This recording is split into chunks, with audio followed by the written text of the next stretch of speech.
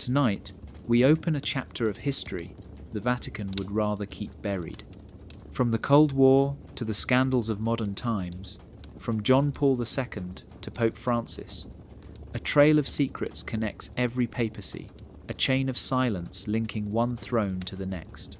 This is not just about politics or religion, it is about power, hidden files, forbidden alliances, money that vanished, lives destroyed, truths buried in marble vaults where sunlight never enters. Each pope promised change, yet each inherited the same shadows, the same locked doors that guard the darkest corners of the church. Whispers of espionage, assassinations, financial empires tied to the mafia, and cover-ups that stretched across continents. All of it wrapped in ritual, cloaked in prayer, protected by the image of holiness. But when the curtains are pulled back, what remains is a story of secrecy that no reform has ever broken. So, before you think this is just history, ask yourself, what if the Vatican is not only a spiritual empire, but the most enduring power on earth, a throne eternal, guarded by silence? Like the video, subscribe, because tonight we enter the Vatican's secrets, and the truth may be darker than you ever imagined. In the heart of Rome stands a city within a city, a place no larger than a small neighborhood, yet wielding power that stretches across continents. Behind its towering walls and golden domes lies an institution cloaked in reverence, mystery, and whispers of secrets too dangerous to be spoken aloud. This is the Vatican, the smallest state on earth, but one of the most influential empires humanity has ever known. And if you think it is only about prayer and faith, think again. For centuries, the Vatican has been both throne and fortress, a kingdom where popes rule not just as spiritual guides, but as guardians of hidden knowledge. The question is not whether secrets lie within its marble halls, but how deep those secrets truly go. From the outside, it glimmers with art, saints carved into stone, and paintings that stretch like windows into heaven. Tourists flock to St. Peter's Square, their cameras pointed up at the dome designed by Michelangelo, unaware that beneath their feet lies a labyrinth of archives, catacombs, and locked vaults that have never seen the light of day. Imagine shelves stretching for miles, filled with documents that could rewrite history. Imagine reports of wars, secret alliances, and scandals sealed under the word private. The Vatican itself admits that over 50 miles of shelves exist underground, holding more than 1 million texts, yet only a fraction has ever been shown to the public. It is here, behind stone and silence, that the power of popes endures from one era to the next. When John Paul II stepped onto the balcony in October of 1978, the world cheered at the rise of a new pope. Yet, what most people did not see was that he was inheriting not only a spiritual throne, but also a fortress of political influence built over centuries. When Benedict took his place decades later, he too walked into this dual world, one half holy, the other shadowed. And when Francis appeared as the first Jesuit pope in history, the same questions echoed again. Was he a reformer breaking tradition, or another guardian of secrets too dangerous to release? The Vatican is often presented as a beacon of morality, but in truth it has always played two games at once. On one side, guiding millions of faithful through sermons, rituals, and blessings. On the other side, managing money, influencing governments, negotiating secret deals, and protecting its own survival above all else. Every pope who sits on the chair of St. Peter inherits both roles, shepherd and strategist, priest and politician.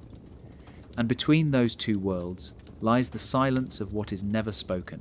Think of the Vatican as a stage where light shines only on what the Church allows the world to see, the ceremonies, the blessings, the holy words.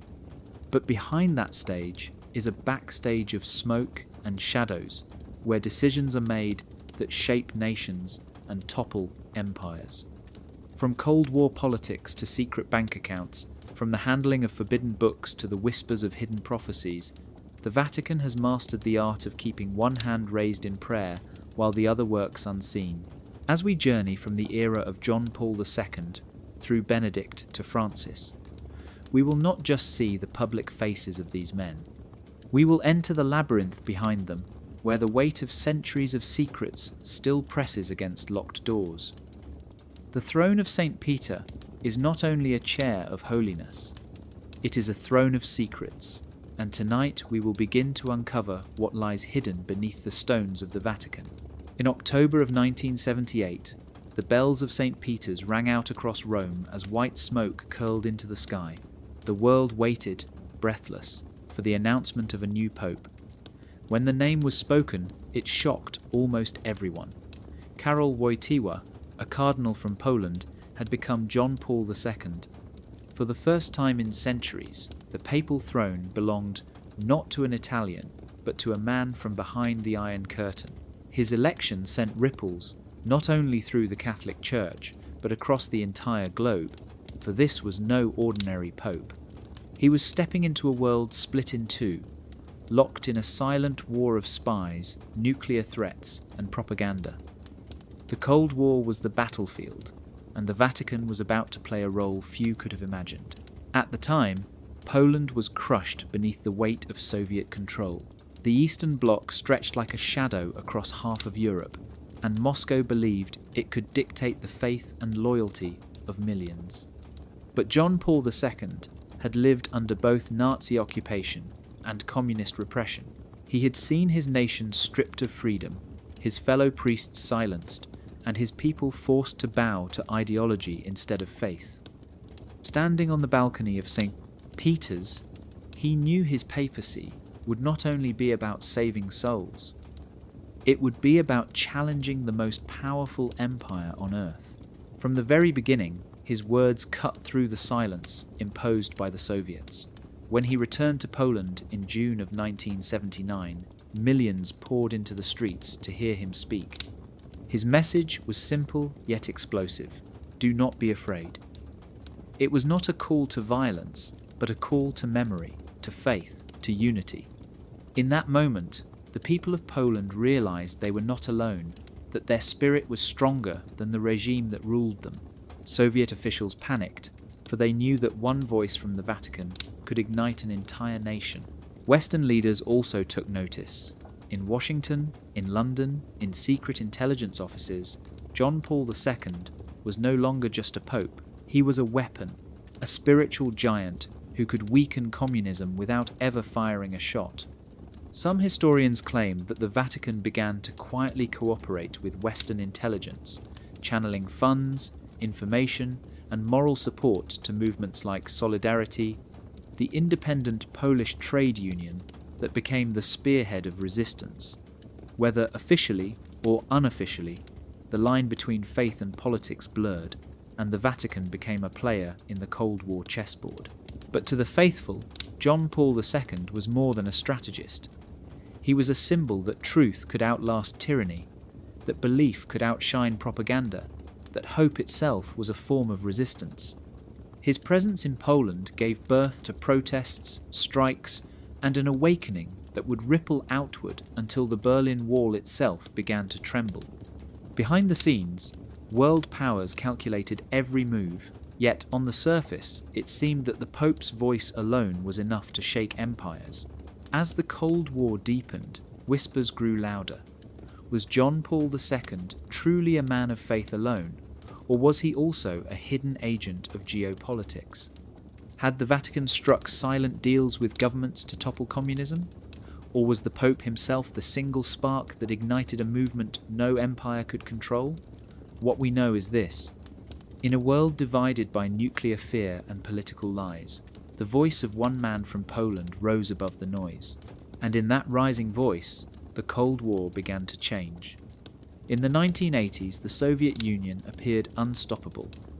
Its iron grip stretched from East Berlin to the Pacific, its armies unmatched, its propaganda promising that communism would outlast the West. Yet within a single decade, that empire crumbled into dust. Walls fell, flags changed, and entire nations slipped free. To this day, historians debate how it happened so quickly. Some point to Ronald Reagan, some to Margaret Thatcher, others to economic collapse. But there is another theory whispered behind closed doors, that a pope from Poland played one of the most decisive roles, and that he did not act alone. John Paul II had always been more than a spiritual leader. He was a survivor of two brutal regimes, a man who had walked under both swastikas and sickles, and had seen firsthand what oppression could do to faith. When he became Pope in 1978, he carried with him a personal mission to liberate his homeland, and perhaps the rest of Eastern Europe. Yet liberation on that scale required more than prayers. It required allies, and some believe those allies came from the shadows of Western intelligence. Declassified documents and testimonies suggest that the Central Intelligence Agency and the Vatican began to work together quietly during his reign. The strategy was simple but dangerous. The United States would provide financial and logistical support, while the Vatican would provide moral legitimacy and spiritual firepower. Through this partnership, movements like Solidarity in Poland were fed resources, encouragement, and above all protection from total annihilation. The Church became a shield, the Pope its rallying figurehead, and Washington the unseen hand guiding from behind. When John Paul II returned to Poland in 1979, nearly 10 million people gathered to hear his words. It was one of the largest gatherings in human history, a tidal wave of humanity standing in defiance of Moscow's rule. Secretly, Western observers recognized it as the spark that might burn through the entire Soviet system. It is said that Reagan and John Paul shared more than faith in God. They shared a belief that communism could be defeated without war. Some reports even claim that direct meetings between Vatican officials and American intelligence laid the groundwork for coordinated strikes, not with weapons, but with ideas, money, and information. By 1989, the world changed forever. The Berlin Wall cracked, protests surged across Eastern Europe, and the Soviet grip dissolved. The official story paints this as the triumph of freedom over tyranny, but in the shadows, the question remains. Did the Pope serve as a secret partner in one of history's most sophisticated covert operations? Was the fall of communism a natural collapse, or was it engineered by a careful alliance between the Vatican and Western powers? John Paul II never admitted to such collaborations, but his smile when asked about the fall of the Soviet Union seemed to say enough. For him, communism had been more than politics, it had been an enemy of the soul. And whether through prayer, speeches, or silent cooperation with the most powerful intelligence agencies in the world, he had played his part in striking it down. The Cold War ended without nuclear fire, but in its ashes rose another truth.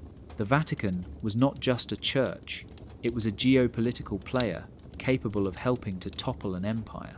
In the shadows of the Cold War, alliances were not always signed with pens and treaties. Some were sealed in whispered conversations, in hidden rooms, and through channels that never appeared on official records. Among the most mysterious of these was the alleged partnership between the Vatican and the Central Intelligence Agency. At first, it seems impossible. How could a church dedicated to faith align with an intelligence agency built on covert operations, manipulation, and control? Yet, history suggests that this unlikely bond may have existed and that it played a role in shaping global events. The Vatican has always been more than a religious institution. It has embassies, diplomats, and a global network of priests who act almost like informants. In countries where journalists and spies could not enter, missionaries and bishops already had access. The Church's reach was unmatched, stretching into villages, universities, and even prisons.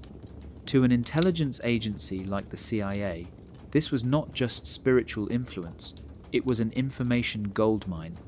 Reports suggest that by the early 1980s, American officials saw John Paul II as a powerful ally, a man whose voice could pierce the Iron Curtain in ways no Western politician could. Money began to flow quietly, millions of dollars are believed to have been funneled through Vatican channels to support resistance movements in Eastern Europe. Solidarity in Poland received critical funds for printing presses, organizing strikes, and keeping their leaders safe. The beauty of this system was its invisibility. No bank transfer directly tied to Washington. No paper trail pointing back to the White House. Instead, the money passed through the Vatican Bank, the Institute for Works of Religion, an organization so secretive that even today, much of its activity remains shielded from scrutiny. But money was only one part of the story. Intelligence sharing formed the backbone of the relationship. The CIA reportedly provided the Vatican with detailed reports on Soviet activities, movements of armies, and plans to crush uprisings. In return, the Vatican offered insights gathered from its own network of priests and bishops living behind the Iron Curtain. These men heard confessions, counseled communities, and quietly observed the movements of regimes. Their information, filtered up to Rome, became priceless to Washington. It was a partnership built on silence. Officially, the Vatican never admitted to such dealings. Officially, the CIA never confirmed them. Yet too many pieces of evidence suggest the cooperation was real. Meetings between American envoys and Vatican officials took place in Rome under the cover of diplomacy. Letters passed through back channels, and John Paul II himself, while careful never to speak openly, aligned his actions with strategies that weakened Soviet influence across Europe. The question that lingers is this: did the Vatican compromise its spiritual mission by stepping into the world of espionage, or did it see itself as fighting a higher battle where politics and faith had to merge? To believers, the Pope was defending the dignity of his people. To skeptics, the Vatican was playing spy games, using its sacred network to push an agenda far beyond religion. Whatever the truth, one thing remains clear: the fall of communism was not just the result of open protests and brave words. It was also shaped by hidden alliances, secret funding, and intelligence swapped in the shadows.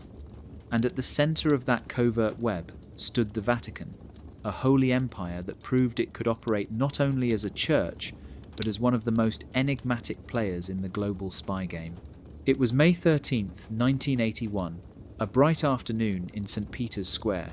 Thousands of people crowded under the Roman sun, cheering and reaching for a glimpse of John Paul II as he moved slowly through the crowd in an open car.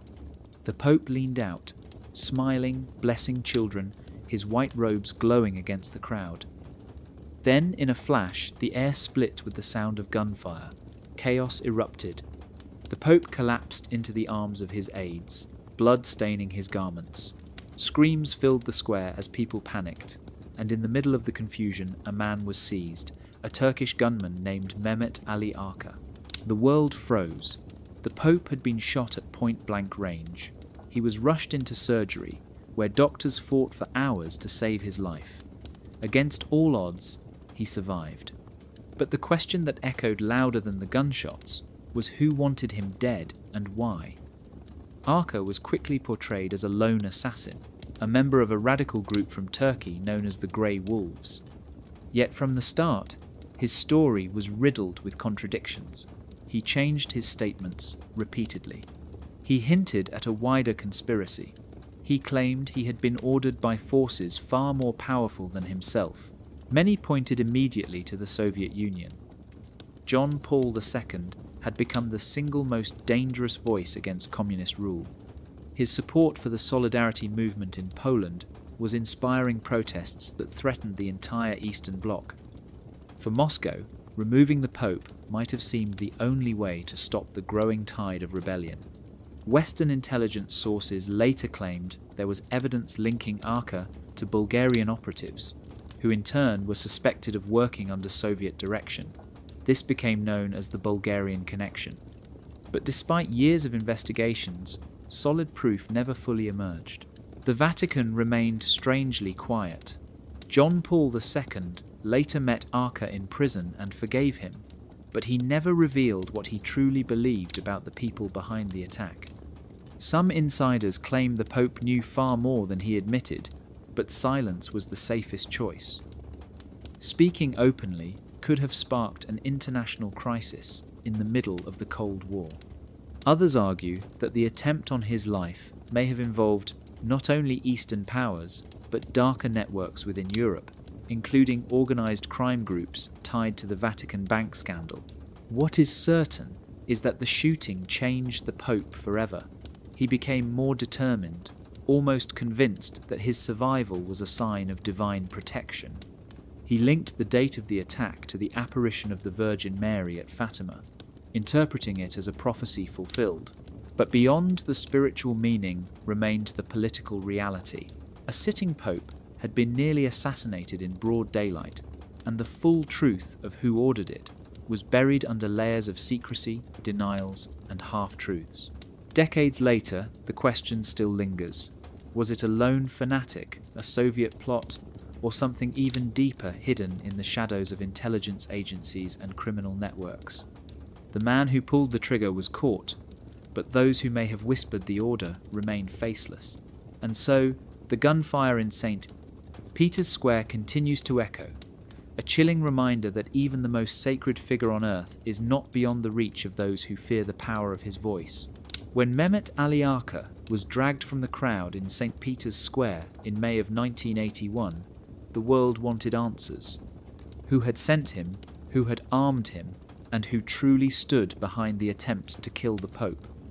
Very quickly, suspicion turned east. Investigators began tracing Arka's movements before the attack, and found that he had connections that reached far beyond his radical group in Turkey. His path led to Sofia, the capital of Bulgaria, a small nation firmly within the Soviet sphere. It was here that the whispers of the Bulgarian connection first began. The theory was simple but explosive. If John Paul II was inspiring revolts in Poland through the Solidarity movement, Moscow had reason to fear. His influence was spreading like fire, and the Soviet Union needed to extinguish it. Instead of acting directly, the KGB may have used its allies in Bulgaria to set up the assassination attempt. Arka himself claimed he had been in contact with Bulgarian intelligence operatives. Witnesses placed him in Sofia before the shooting, and rumours suggested he had visited the Bulgarian embassy in Rome more than once. Western intelligence agencies seized on these clues. In Washington, officials pointed to a wider plot orchestrated by the Kremlin. In Europe, newspapers printed dramatic headlines about Soviet-backed assassins stalking the Vatican. For many, it seemed to fit perfectly. After all, who else had such a powerful motive to silence the Pope who was helping to undermine their empire? But as investigators dug deeper, the trail became less clear. Testimonies contradicted each other. Evidence went missing, and Arka himself changed his story multiple times, at one moment claiming he acted alone, at another insisting he was part of an international conspiracy. The Vatican, meanwhile, remained strikingly silent. John Paul II survived his wounds, but he never publicly accused the Soviets or the Bulgarians. Some say this was because he wanted to avoid escalating the Cold War into open conflict. Others believe the Vatican knew more than it let on, but preferred to keep those secrets locked away rather than expose the fragile balance of global power. His silence has only fueled decades of speculation. Trials were held in Italy during the 1980s, attempting to prove Bulgarian involvement. Alleged agents were brought to court, but in the end, the evidence was too weak to convict. The case dissolved into uncertainty, leaving behind more questions than answers. Was the Bulgarian connection real, or was it a convenient narrative used by Western powers to demonize Moscow? Did Arka tell the truth about his contacts in Sofia, or was he manipulated into spreading disinformation? What makes this story even stranger is the timing. Within less than a decade of the shooting, communism in Eastern Europe collapsed. The Soviet Union dissolved. And with it, the chance to fully uncover the archives that might have revealed the truth. The doors to those secrets may still lie closed in Moscow, Sofia, or perhaps even in the Vatican itself. Today, the Bulgarian connection remains one of the great mysteries of the 20th century. The idea that a foreign government ordered the killing of a pope sounds like a spy thriller, yet the shadows of the Cold War were filled with plots just as daring. The unanswered question is not whether someone tried to silence John Paul II, but whether the silence that followed was the final cover-up. The Vatican never confirmed, the Soviets always denied, and the world was left with an echo that has never faded. In the early 1980s, the Vatican found itself at the center of a scandal so dark it seemed ripped from the pages of a crime novel. At the heart of it all was Banco Ambrosiano, one of Italy's largest private banks, and a man named Roberto Calvi, known as God's banker because of his close ties to the Vatican Bank. On the surface, Banco Ambrosiano was a respected institution, but beneath its polished exterior ran a web of corruption, mafia money laundering, and secret Vatican connections that would end in collapse and death. Roberto Calvi had built his career on influence. He maintained strong ties with the Institute for Works of Religion, better known as the Vatican Bank, and used its sacred reputation as cover for suspicious transactions. Through shadowy offshore accounts, money moved across borders in ways no one could fully trace. Millions flowed in and out, some believed to be destined for political operations, others for supporting anti-communist movements during the Cold War. Yet, alongside these secret dealings were even darker connections. Investigators discovered that the mafia had funneled massive sums through Banco Ambrosiano, using the Vatican's immunity as a shield against scrutiny. By 1982, the House of Cards collapsed. Banco Ambrosiano was suddenly billions of dollars in debt, with missing funds that no one could explain. Panic spread through Italy as rumours swirled that the Vatican itself might be implicated. The scandal reached its peak when Roberto Calvi was found hanging under Blackfriars Bridge in London, his pockets stuffed with bricks and thousands of dollars in cash. Authorities quickly labelled it a suicide, but the details made little sense. The position of the body, the ritualistic symbolism of the Blackfriars name, and Calvi's final letters begging for protection all pointed to something more sinister. Many believe Calvi was murdered, silenced by those who feared what he might reveal. Some pointed to the mafia, furious over lost millions.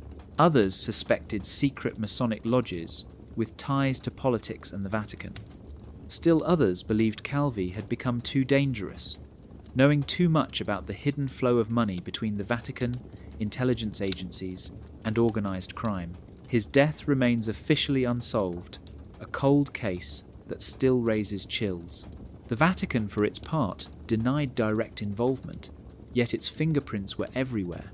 Archbishop Paul Marcinkus, the American who headed the Vatican Bank, was implicated in the scandal but protected by Vatican immunity. He was never tried in Italian courts, shielded behind the walls of the Holy See. To critics, this was proof that the Vatican had not just been a bystander, but an active participant, using its financial power for operations far beyond the spiritual realm. The Banco Ambrosiano scandal revealed a side of the Vatican few wanted to believe. Behind the prayers and rituals lay a financial empire willing to mingle with criminals, secret societies, and global power players. The suspicious death of Roberto Calvi became a symbol, not just of one banker's fall, but of the shadows that follow when money and faith collide. And though decades have passed, the unanswered questions remain. Who ordered Calvi's death, and what truths about the Vatican's hidden empire died with him? On the morning of June 18, 1982, a body was discovered hanging beneath Blackfriars Bridge in London. It was the body of Roberto Calvi, the Italian banker known as God's banker for his deep ties to the Vatican. At first glance, it looked like a suicide, but the details surrounding his death quickly unravelled that idea. His pockets were filled with bricks and thousands of dollars in multiple currencies, as if staged to send a message. The location itself carried a chilling symbolism. Blackfriars, the name linked to an ancient monastic order, suggested more than coincidence. To investigators and journalists, this was not simply a banker's despair. It was a ritual killing meant to hide dangerous secrets. Calvi had been on the run in the days before his death. Banco Ambrosiano, the institution he led, had collapsed in scandal. Billions of dollars were missing, and the paper trail hinted at a labyrinth of money laundering tied to the Vatican Bank, political parties, and even organized crime. Calvi wrote desperate letters asking for help, warning that his life was in danger and that powerful forces wanted him silenced. His pleas went unanswered. Within days, he was dead, hanging like a warning under a London bridge. Theories spread like wildfire. Some said the mafia ordered his murder, furious over money lost in the collapse. Others pointed to the shadowy world of Masonic lodges, particularly the secretive propaganda do known as Pertu, a network of politicians, military officers, and businessmen accused of manipulating Italian society from the shadows. Still others believed the Vatican itself had a hand in his death, fearing what Calvi might reveal about its secret financial dealings. His position as God's banker meant he knew too much about where the money went and who it served. Forensic experts later questioned the suicide theory. The way his body was suspended, the bricks in his pockets, and the lack of evidence he could have placed himself there suggested murder. London police struggled, Italian authorities pressed, but every investigation seemed to stall. Witnesses disappeared, files went missing, and suspects slipped through the cracks. Decades later, trials would be held, but no one was ever convicted. The case remains unsolved, wrapped in silence and speculation. The Vatican's reaction was telling. Officials denied responsibility, yet the Vatican Bank had been directly tied to Banco Ambrosiano's collapse. Its head, Archbishop Paul Marcinkus, was implicated but never stood trial thanks to Vatican immunity. To many, this was evidence of an institution willing to shield its own, even at the cost of truth. Behind its holy image, the Vatican appeared to be entangled in the same dark networks of crime and corruption that claimed Calvi's life. The image of Roberto Calvi dangling beneath Blackfriars Bridge has become one of the most enduring mysteries of the 20th century. It was more than the death of a banker. It was a symbol that the Vatican's financial empire was not untouchable, that the alliances it forged in the shadows could be as deadly as any battlefield. And it left the world with a haunting question. Was Calvi murdered to protect the secrets of God's bank? And if so, how many of those secrets still lie hidden in vaults beneath the Vatican's marble halls? Hidden behind the walls of Vatican City is an institution that few outside its circle have ever truly understood. It is called the Institute for Works of Religion, but most people know it simply as the Vatican Bank. Unlike ordinary banks, it does not publish detailed reports. It does not answer to international regulators, and it exists entirely within the shield of Vatican sovereignty. On paper, it was created to serve priests, missionaries, and religious orders around the world. In reality, it became something far more powerful, a shadow empire of offshore accounts, secret transfers, and connections that reached into the darkest corners of global finance. For decades, whispers surrounded the Vatican Bank. Money appeared and disappeared without explanation, routed through shell companies and tax havens. Investigators who tried to follow the trail often hit a dead end. Some accounts were held under code names, others linked to figures who seemed to exist only on paper. This was no accident. The Vatican Bank had immunity from outside oversight, protected by the unique status of Vatican City as its own sovereign state. That meant governments and regulators had little power to demand answers. Inside those vaults, money could be moved without the usual questions asked in ordinary financial institutions. The mafia saw opportunity. Italian crime families needed places to clean their dirty cash, and the Vatican offered the perfect sanctuary. Using intermediaries and trusted insiders, vast sums of drug money and extortion profits flowed through the bank, re-emerging as legitimate funds ready to be used anywhere in the world.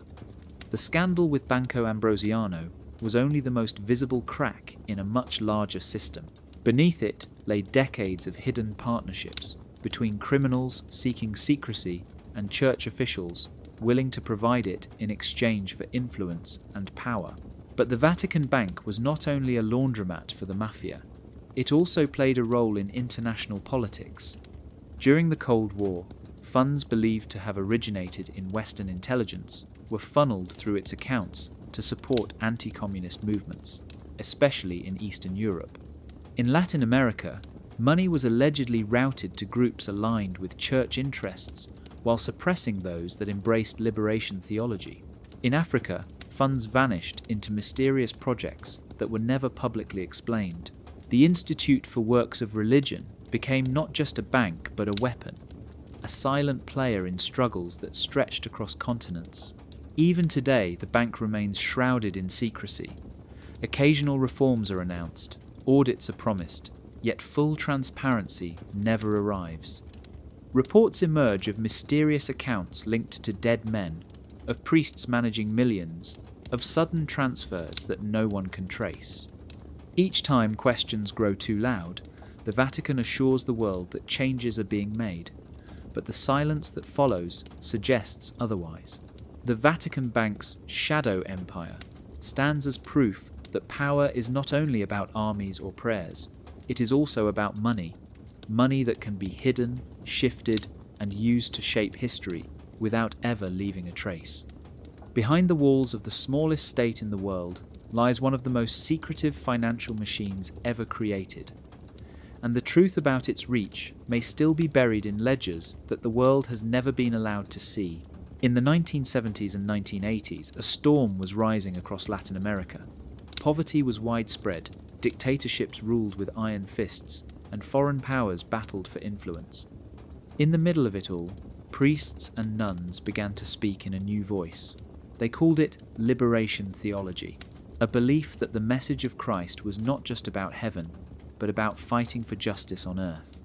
They stood with farmers, workers, and the poor, declaring that God was on the side of the oppressed. For millions of people struggling under brutal regimes, it was a spark of hope. But in Rome, that spark was seen as a dangerous fire. John Paul II, shaped by his own battle against communism in Poland, feared that liberation theology was less about faith and more about Marxist ideology. To him, it seemed like priests were blending religion with revolutionary politics, threatening to turn the church into a political weapon. He was determined to stop it before it spread any further. Standing beside him was his most loyal enforcer, Cardinal Joseph Ratzinger, head of the Congregation for the Doctrine of the Faith, the office once known as the Inquisition. Together, they launched a silent war against liberation theology. The Vatican began to investigate priests who preached about economic justice, or who stood alongside revolutionary groups in countries like Nicaragua, El Salvador, and Brazil. Some priests were silenced, forbidden from speaking in public. Others were removed from their positions, accused of twisting the gospel into a political manifesto. Seminaries that taught liberation theology were pressured, and books promoting its ideas were condemned. The Vatican insisted that the true role of the Church was spiritual, not political, and that salvation was about eternity, not revolutions in the present. For the poor who embraced liberation theology, this crackdown was devastating. They saw priests who once lived among them exiled or censured. They saw church leaders who had risked their lives during civil wars suddenly abandoned by Rome. Critics argued that the Vatican's stance aligned too closely with the interests of dictatorships and foreign powers, especially the United States, which feared Marxist movements in its own backyard. By suppressing liberation theology, the Vatican appeared to be protecting order and stability rather than siding with the oppressed. John Paul II made his position clear during visits to Latin America. In Nicaragua in 1983, he famously clashed with priests who supported the Sandinista revolution. Cameras captured him wagging his finger and demanding obedience to the church hierarchy. To some, he was defending the purity of faith. To others, he was crushing the only voice that dared to stand against oppression. Ratzinger's role was equally crucial. He issued official documents condemning liberation theology as dangerous and incompatible with Catholic teaching. He saw it as a gateway to communism, a distortion of Christianity's true message. Under his guidance, Rome tightened its grip, ensuring that the Church would not become a platform for political rebellion. The secret war on liberation theology revealed the Vatican's greatest fear, that the Church could lose control of its message if priests aligned too closely with revolutionary causes. It was not fought with weapons, but with silence, exile, and the stripping away of authority. And in that quiet campaign, the Vatican once again proved it was willing to sacrifice voices of dissent in order to protect its vision of power. The poor were told to wait for heaven, while those who demanded justice on earth were left to face their struggles alone. All across Latin America during the turbulent decades of the 1970s and 1980s, there were priests who chose to stand not with cathedrals or cardinals, but with the poor and the oppressed. They marched alongside farmers, demanding land reform, blessed the coffins of those killed by military regimes, and preached sermons that called for justice here on earth, rather than promises of paradise far away. Their words stirred hope, but they also stirred fear in Rome. These were the priests of liberation theology, and for many of them, their courage came at a heavy price. One of the most famous was Leonardo Boff, a Brazilian Franciscan, whose books blended the gospel with calls for social change. He argued that Christianity should confront inequality and defend the powerless. His ideas spread quickly among students and activists, but they also caught the eye of Cardinal Joseph Ratzinger, the guardian of orthodoxy in Rome. In 1985, Boff was silenced, forbidden to speak or publish. Years later, he left the priesthood entirely, a symbol of how the Vatican would rather lose voices than risk losing control. In Nicaragua, Ernesto Cardenal, a poet and priest, joined the Sandinista government after the revolution against the Somoza dictatorship. He stood publicly for a vision of faith that embraced politics, arguing that God could be found in the struggle for freedom. When Pope John Paul II visited Nicaragua in 1983, cameras captured the moment he scolded Cardinal in front of the crowd, demanding obedience. Cardinal was later suspended from priestly duties, punished not for abandoning his people, but for refusing to abandon them. John Sobrino in El Salvador faced a different kind of silence. He survived the brutal attack in 1989 when 6 of his fellow Jesuits were murdered by soldiers at the University of Central America. Sobrino continued to teach and write, but Rome condemned his writings, accusing him of distorting doctrine. The Vatican never fully defrocked him, but it stripped his work of legitimacy, ensuring that his influence would remain limited even as the blood of martyrs cried out around him. Perhaps the most haunting case was Archbishop Oscar Romero, also in El Salvador. Though not a liberation theologian at first, he became a fearless voice for the poor as violence escalated. Week after week, he condemned the brutality of the government and begged soldiers to refuse orders to kill. On March 24, 1980, he was shot through the heart while celebrating Mass. His death shocked the world, yet for years, Rome hesitated to honour him, worried that his legacy was too closely tied to liberation theology. Only decades later was he finally canonized as a saint. These stories form a pattern. Again and again, priests who raised their voices were silenced, exiled, or stripped of authority. Rome claimed it was protecting the faith from politics, but to many it looked like the Vatican was protecting power from truth. The silenced priests remind us that sometimes the greatest danger to an empire is not armies or governments, but a single voice that dares to say God is with the oppressed. And for that, too many were forced into exile, their words buried but never fully erased. In the 1980s, a new disease began to spread across the globe, silent at first, then devastating. It was called AIDS, and within a few years, it became one of the deadliest epidemics in modern history. Entire communities were wiped out, families were torn apart, and in some countries, whole generations were left in mourning. Scientists and doctors pleaded for action. Public health officials across continents agreed on one simple and effective way to slow the spread: the use of condoms. Yet, in the middle of this global crisis, one of the most powerful moral voices in the world, the Vatican, refused to bend. For the Catholic Church, the teaching on contraception was absolute. Life was sacred from its very beginning, and the use of artificial birth control, including condoms, was condemned as sinful. To Vatican officials, even in the face of a deadly epidemic, promoting condoms was impossible. They argued instead for abstinence and fidelity, teaching that moral discipline, not medical tools, was the only acceptable solution. While this aligned with long-standing church doctrine, it collided violently with the urgent reality faced by millions of people. In Africa, where the epidemic was spreading at terrifying speed, the Vatican's position became especially controversial. Countries struggling with poverty and weak healthcare systems needed every weapon they could find to fight the disease. Condoms were cheap, accessible, and proven to reduce transmission. But bishops and priests influenced by Rome told the faithful that using them was a sin. Campaigns that tried to distribute condoms were met with opposition from local church leaders, and in some cases destroyed by pressure from above. Critics accused the Vatican of turning a blind eye to human suffering. They argued that its stance cost countless lives, that millions of men and women who could have been protected instead fell victim to the epidemic. The Church defended itself by saying that condoms encouraged promiscuity, that they were not truly safe, and that real change required moral conversion, not latex.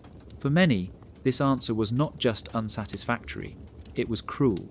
John Paul II, who reigned through the worst years of the crisis, never shifted on the issue.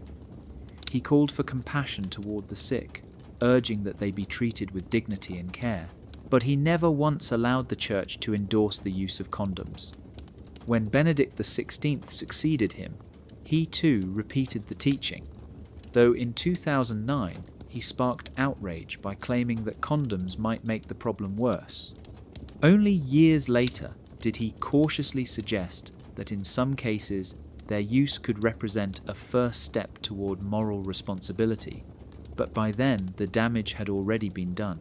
The AIDS crisis revealed the deep conflict between doctrine and reality. The Vatican insisted it was protecting eternal truths, but in doing so, it seemed blind to earthly suffering. Millions of lives were lost, and the refusal to adapt left a scar on the Church's reputation that has never healed. For those who buried their loved ones during those dark years, the Vatican's words of compassion often rang hollow, overshadowed by the silence that surrounded the simplest tool that could have saved them. The epidemic eventually slowed with medicine and education, but the debate over what might have been prevented still lingers like a shadow over the walls of the Holy See. During the long reign of John Paul II, the Catholic Church grew in popularity and influence across the globe. But beneath the surface, a darker reality was being hidden. Reports of clerical abuse, whispered for decades in small towns and parishes, began to reach higher levels of the Church. Children came forward with stories that should have shocked the world, yet instead of justice, many of these stories disappeared into sealed envelopes and secret archives. The Vatican, determined to protect its image, chose silence and secrecy over transparency. Cases were often handled quietly at the local level. Bishops would move priests from one parish to another, sometimes across entire countries, without ever warning the new communities. Files documenting complaints were locked away, marked confidential, and rarely shared with police. The idea was to protect the Church from scandal, but the result was devastating. Abusers were shielded, victims were silenced, and the cycle repeated again and again. Under John Paul II, this pattern not only continued, but in many ways deepened. One of the most disturbing examples was the case of Father Marcial Maciel, founder of the Legionaries of Christ. For years, accusations of abuse against him had circulated. Seminarians and former members told stories of being manipulated, assaulted, and coerced. Yet Maciel was a powerful figure who brought money and prestige to Rome. Instead of being disciplined, he was praised, invited into the Pope's circle, and held up as a model of faith. Only after John Paul's death did the Vatican admit that the accusations were true, revealing just how far the protection had gone. Victims who tried to speak out during this era often found themselves ignored or threatened. Letters sent to Rome were filed away. Journalists who asked questions were stonewalled. Bishops loyal to the Vatican insisted the problem was exaggerated, that it was the work of anti-Catholic forces trying to destroy the Church. But inside the Vatican walls, officials knew the files were real. They contained names, dates, testimonies, and yet remained buried under secrecy. Part of this secrecy was tied to Cardinal Joseph Ratzinger, later Benedict XVI, who in 2001 took control of handling abuse cases. Before then, the system was fragmented and inconsistent, leaving power in the hands of local bishops who often chose silence. Even after Ratzinger took charge, the culture of secrecy persisted, though he would later push for stronger action once he became Pope. Under John Paul, however, the priority was clear. The image of the Church was more important than the cries of the victims. The hidden abuse files are one of the darkest stains on John Paul II's legacy. While he was praised as a global moral leader, entire generations of children were suffering in silence under the very institution he led. The refusal to confront the truth created wounds that still remain open today. For many survivors, the Vatican's apologies came too late, its words of sorrow drowned out by decades of silence. And behind those marble walls, one cannot help but wonder how many files remain sealed, how many names remain protected, and how many lives were shattered by the decision to hide instead of reveal. For decades, one of the most controversial practices within the Catholic Church was not what it revealed, but what it concealed. When accusations of abuse surfaced, the Vatican and its bishops rarely handed the accused over to civil authorities. Instead, they quietly reassigned them, moving priests from one parish to another, as if changing the scenery could erase the past. This policy, sometimes called the shield of secrecy, was meant to protect the Church's reputation, but it ended up protecting the guilty and exposing new victims to the same horrors. The pattern was strikingly consistent. A complaint would be filed, sometimes by a terrified child, sometimes by devastated parents. The local bishop would investigate just enough to confirm the danger, then instead of reporting it to the police, the priest would be sent away. Often, it was framed as a transfer for health reasons, or as a new assignment in a distant parish. Parishioners were rarely told the truth. The files recording the allegations were sealed, and the cycle began again.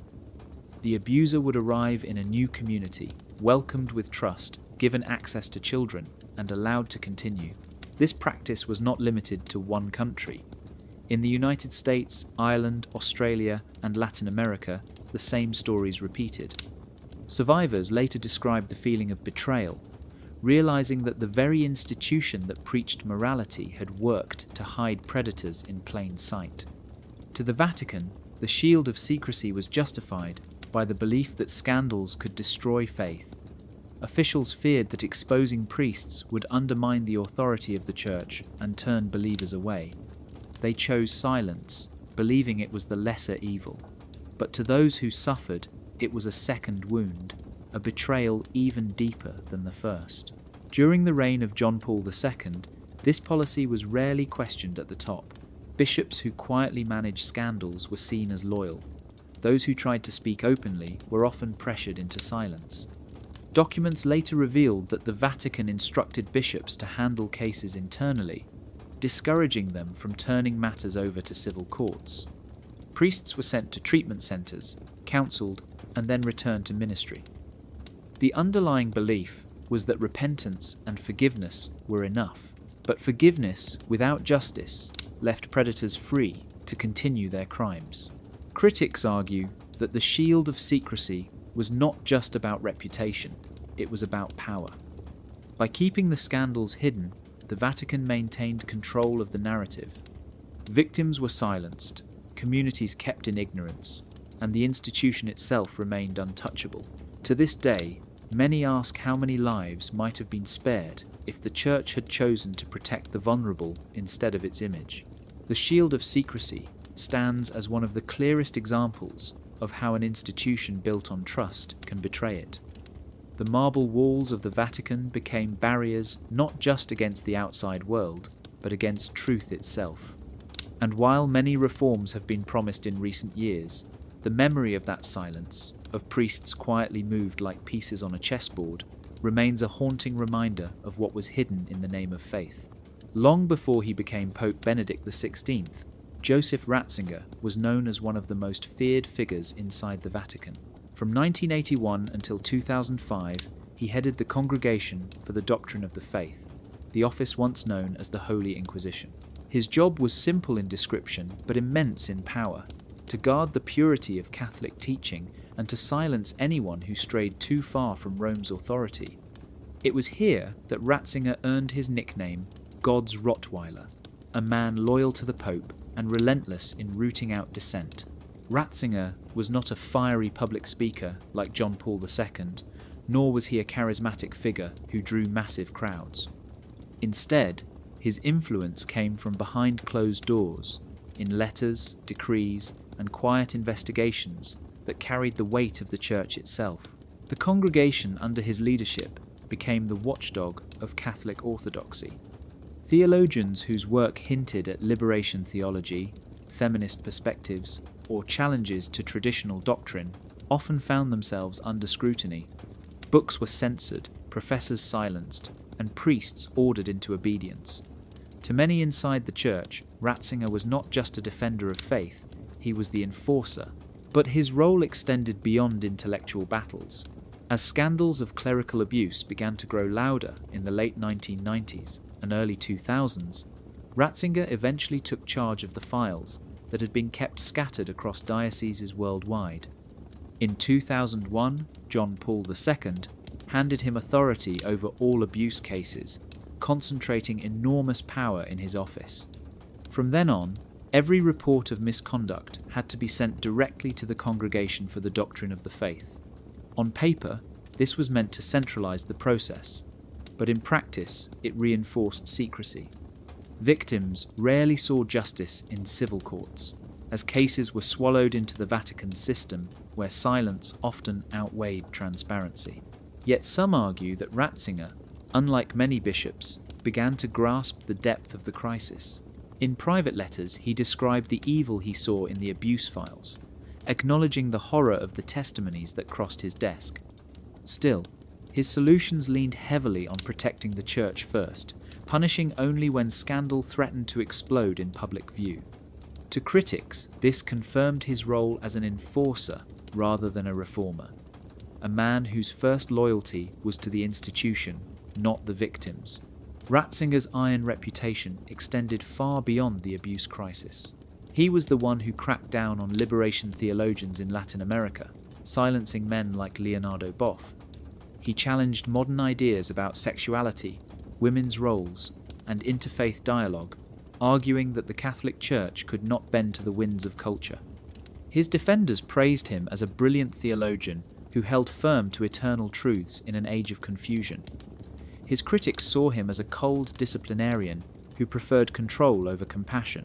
By the time he was elected Pope in 2005, Joseph Ratzinger was already a figure both respected and feared.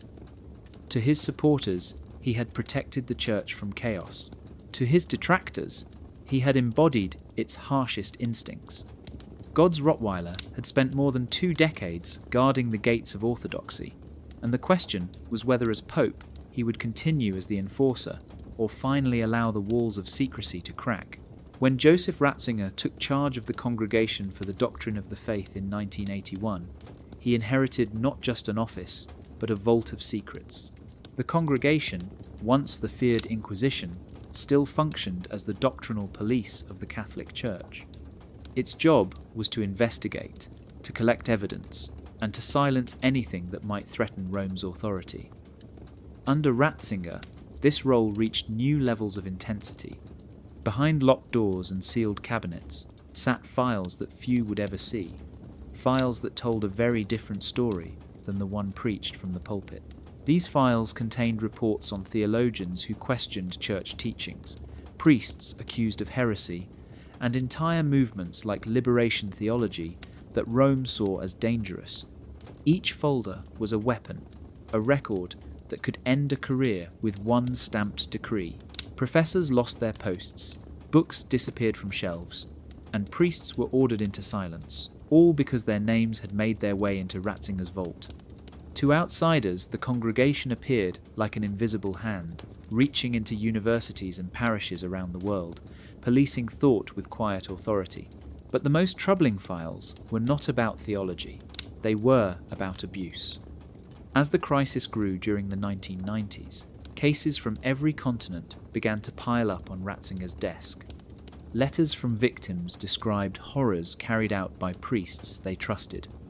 Bishops sent reports that they hoped would remain confidential. These documents were collected, stamped with secrecy, and stored within the walls of the Vatican. The Church claimed this was to ensure order and justice, but critics argued it was to bury the evidence, to keep the world from knowing just how widespread the problem had become. The Vatican feared exposure above all else. If these files were ever made public, the image of the Church as a moral authority could collapse. Donations, influence, and power itself were at stake. So the files remained hidden, protected by canon law and Vatican immunity. Even governments and courts found themselves blocked when they tried to demand access. The Vatican insisted it was above the authority of nations, that only Rome could handle these matters. For survivors seeking justice, this was like a wall of stone, cold and impenetrable. Ratzinger himself was both the guardian and the gatekeeper. He read reports that described the darkest crimes, and yet he ensured they remained locked within the Vatican system.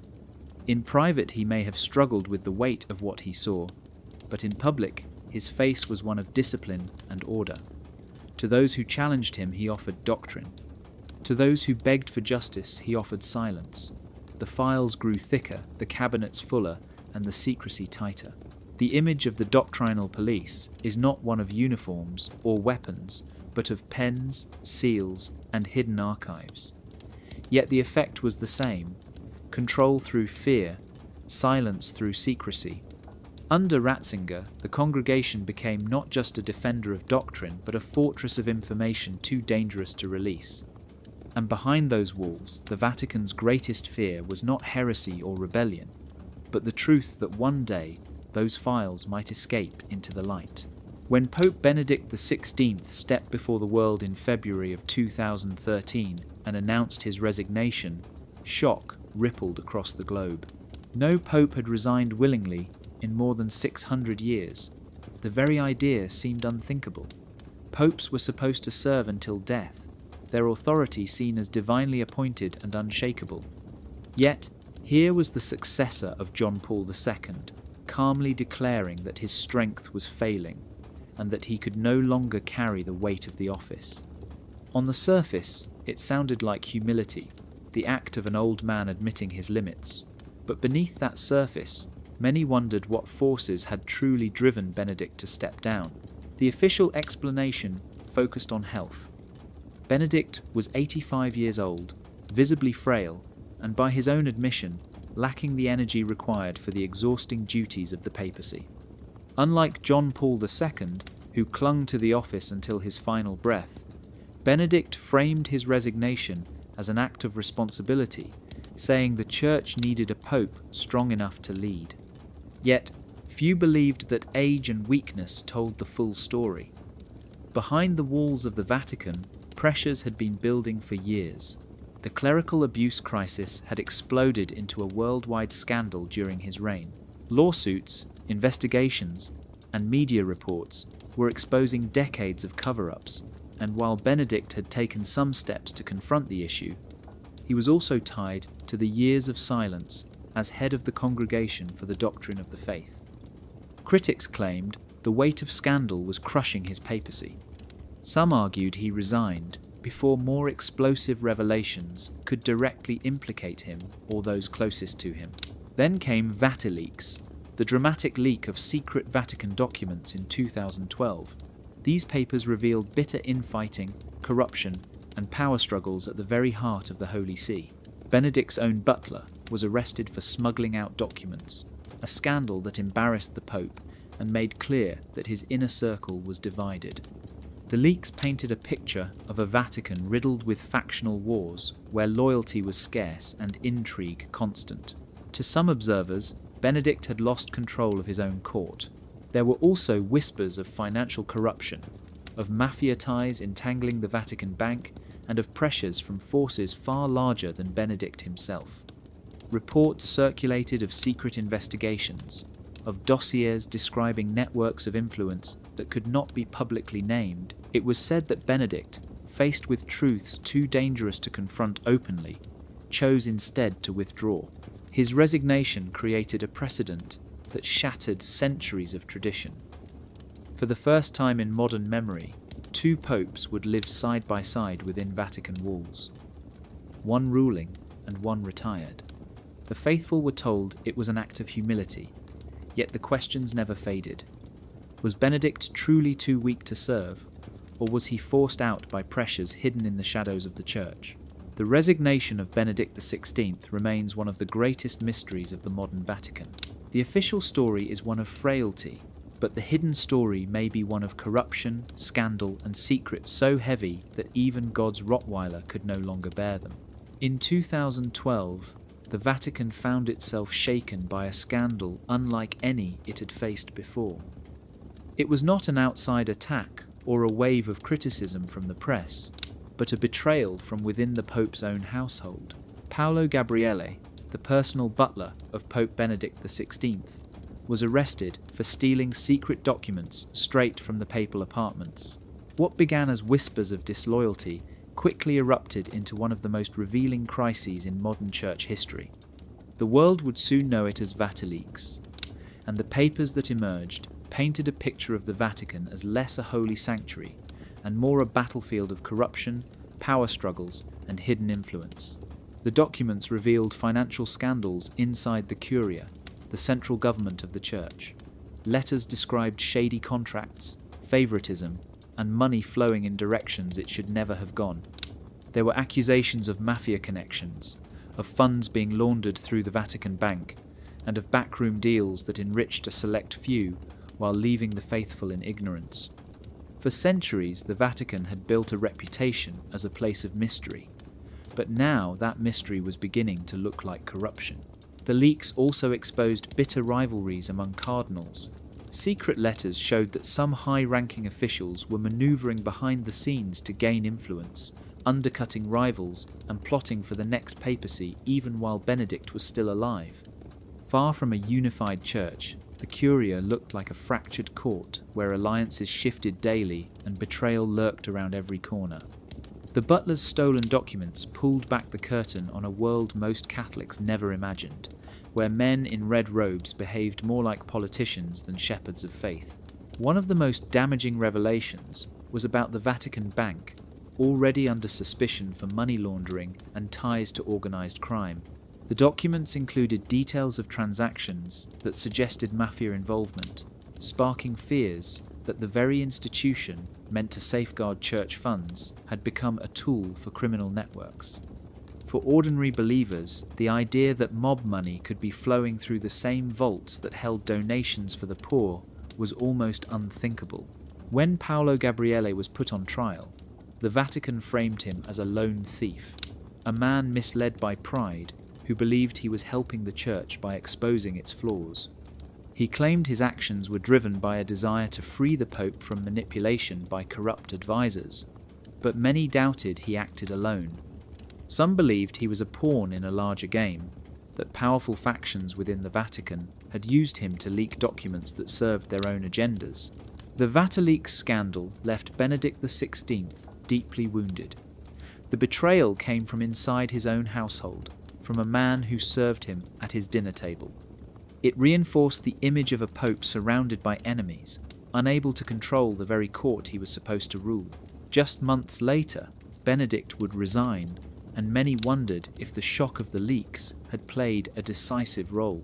The Vatican leaks revealed what the faithful had long suspected. that behind the marble walls and solemn rituals, the Church's highest offices were riddled with intrigue, greed, and shadowy alliances. It was a glimpse into a hidden empire where the struggle for power could be as ruthless as any palace in history, and it left a scar on the image of the Vatican that has never fully healed. In the final months of Pope Benedict XVI's reign, whispers began to spread that a secret report had landed on his desk, a report so explosive that it shook him to his core. Compiled by 3 senior cardinals at his request, the dossier was said to run hundreds of pages long and detailed corruption, rivalries, and networks of influence operating inside the Vatican itself. But what made this report unlike anything before were the claims of sexual blackmail, of priests and officials being compromised and controlled through hidden relationships. Delivered in December of 2012, just weeks before Benedict's resignation, it has since become one of the most mysterious and guarded documents in Vatican history. The cardinals tasked with the investigation interviewed dozens of officials and sifted through financial records, private correspondence, and testimonies that few outside the Vatican walls would ever see. What they uncovered, according to leaks in the Italian press, was a picture of a church hierarchy entangled in webs of secrecy. The dossier allegedly revealed a network of priests vulnerable to blackmail because of their private lives, men who had broken vows of celibacy and were trapped by those who threatened to expose them. Some of these priests reportedly held positions of influence within the Curia, raising fears that decisions at the very top of the church were being manipulated from the shadows. The report also detailed financial corruption, describing how money was funneled through questionable channels, how contracts were steered to allies, and how the Vatican Bank was once again at the center of suspicious transactions. Together, the accounts painted a picture of a church not just spiritually compromised, but institutionally infected. For a pope already facing the fallout of Vatileaks and a global abuse crisis, the contents of this dossier were said to be overwhelming. When Benedict announced his resignation in February of 2013, he gave the official explanation of frailty and old age, but many observers pointed to the secret dossier as the true breaking point. The Pope, who had once been known as God's Rottweiler, seemed suddenly powerless, surrounded by forces he could neither control nor expose. To remain in office would have meant confronting these networks publicly, something that could have shattered the Church's reputation forever. Instead, Benedict stepped aside, leaving the report locked in a Vatican safe and passing its contents to his successor. The Vatican has never released the dossier, and to this day, its full contents remain a mystery. Officials dismiss the rumours as exaggerations, but the timing of Benedict's resignation has kept speculation alive. Was the Pope forced out by hidden hands, or did he simply see too much to continue? The idea of a confidential file detailing sexual blackmail at the highest levels of the Church remains one of the most unsettling possibilities of modern Vatican history. The existence of the secret reports reminds us that what the public sees is only a fraction of the truth. Behind closed doors, the Vatican has always kept files that never see daylight. But this dossier, delivered at the twilight of Benedict's papacy, may have been the most dangerous of all. It left behind a question that still lingers today. What secrets could be so dark that they drove a pope to abandon the throne of St. Peter itself? When white smoke rose above the Sistine Chapel on March 13, 2013, the world held its breath. The resignation of Benedict XVI had already stunned the Catholic Church, leaving cardinals scrambling to choose a successor who could heal the wounds of scandal and restore trust. Few expected the name that would be announced. Jorge Mario Bergoglio, a Jesuit from Argentina, a man little known outside Latin America, stepped onto the balcony of St. Peter's Basilica and introduced himself with a simple smile and the name Francis. In that moment, history shifted. For the first time, the Church had chosen a pope from the Americas, and for the first time in centuries, the throne of St. Peter would be occupied by someone outside Europe. The choice of Bergoglio was a surprise even inside the conclave. He had been considered in the 2005 election, but was seen as a long shot, overshadowed by the power of Joseph Ratzinger. Yet, 8 years later, in a Vatican reeling from leaks, financial scandals, and whispers of corruption, Bergoglio's image as a humble, no-nonsense pastor became his greatest strength. Known for riding the bus, cooking his own meals, and living simply in Buenos Aires, he seemed like the opposite of the pomp and intrigue that had plagued Rome. When Francis first appeared before the crowd, he broke tradition immediately. Instead of blessing the people with a grand gesture, he bowed his head and asked them to pray for him. His choice of name, Francis, after Saint Francis of Assisi, signalled a commitment to humility, poverty, and service. It was a powerful symbol, one that suggested a new direction for a church burdened by wealth and secrecy. The crowd in St. Peter's Square erupted, cheering not just for a new pope, but for the possibility of change. Still, behind the joy there was unease. Some cardinals saw Bergoglio as an outsider who might disrupt the delicate balance of Vatican politics. Others hoped his distance from European power structures would allow him to clean house. Yet the challenges waiting for him were immense. The abuse crisis still unfolding, the Vatican Bank under investigation, and the Curia divided into bitter factions. Francis inherited not a crown of gold, but a throne of fire. From the beginning, he showed a willingness to break protocol. He rejected the papal palace as his residence, choosing instead a modest guest house inside Vatican walls. He preferred plain white robes over elaborate garments, and he spoke often of mercy and inclusion rather than discipline and fear. To many, this was refreshing, a sign that the Church was ready to embrace openness. To others, it was unsettling, as though centuries of tradition were being swept aside too quickly. The election of Pope Francis marked a turning point. Whether by design or desperation, the cardinals had chosen a man who stood apart from the corridors of power, a Jesuit outsider, suddenly thrust into the very heart of it. His reign began not with thunder, but with humility, yet the storm clouds over the Vatican had not cleared.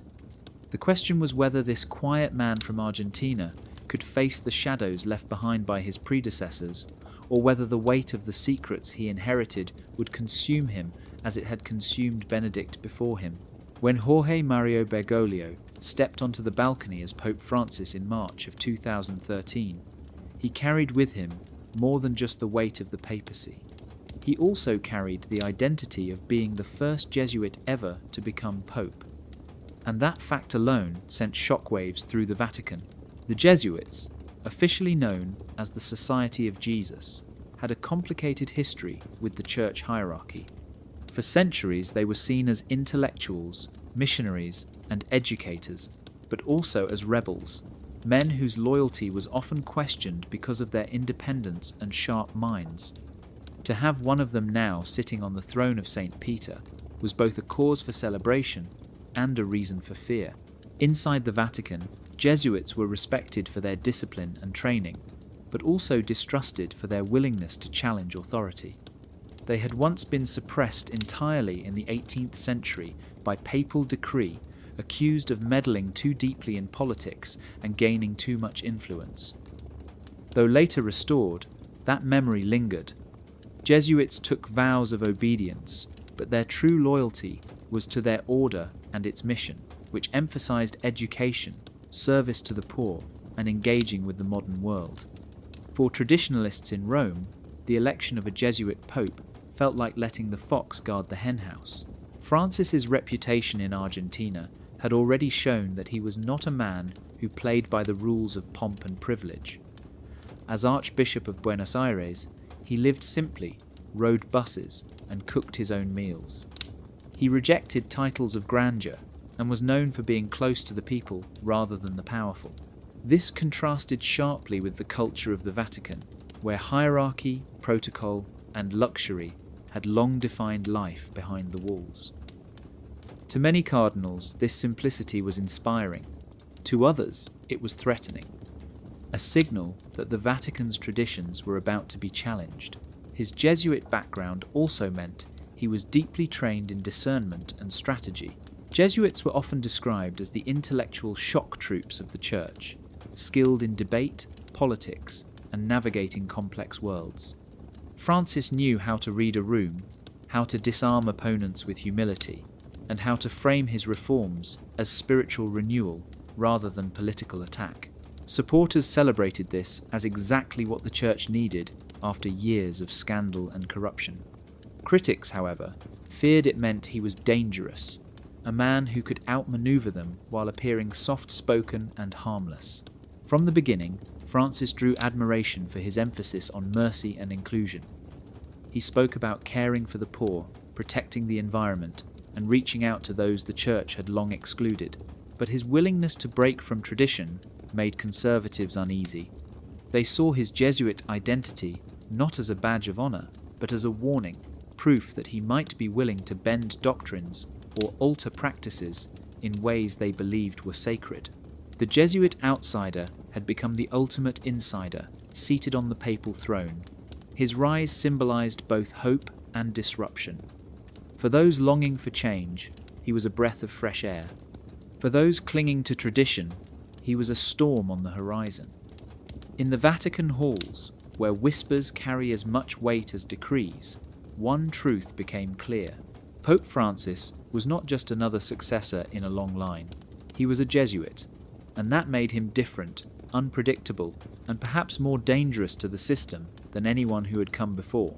Before he became Pope Francis, Jorge Mario Bergoglio's life in Argentina was marked by one of the darkest chapters in the nation's history.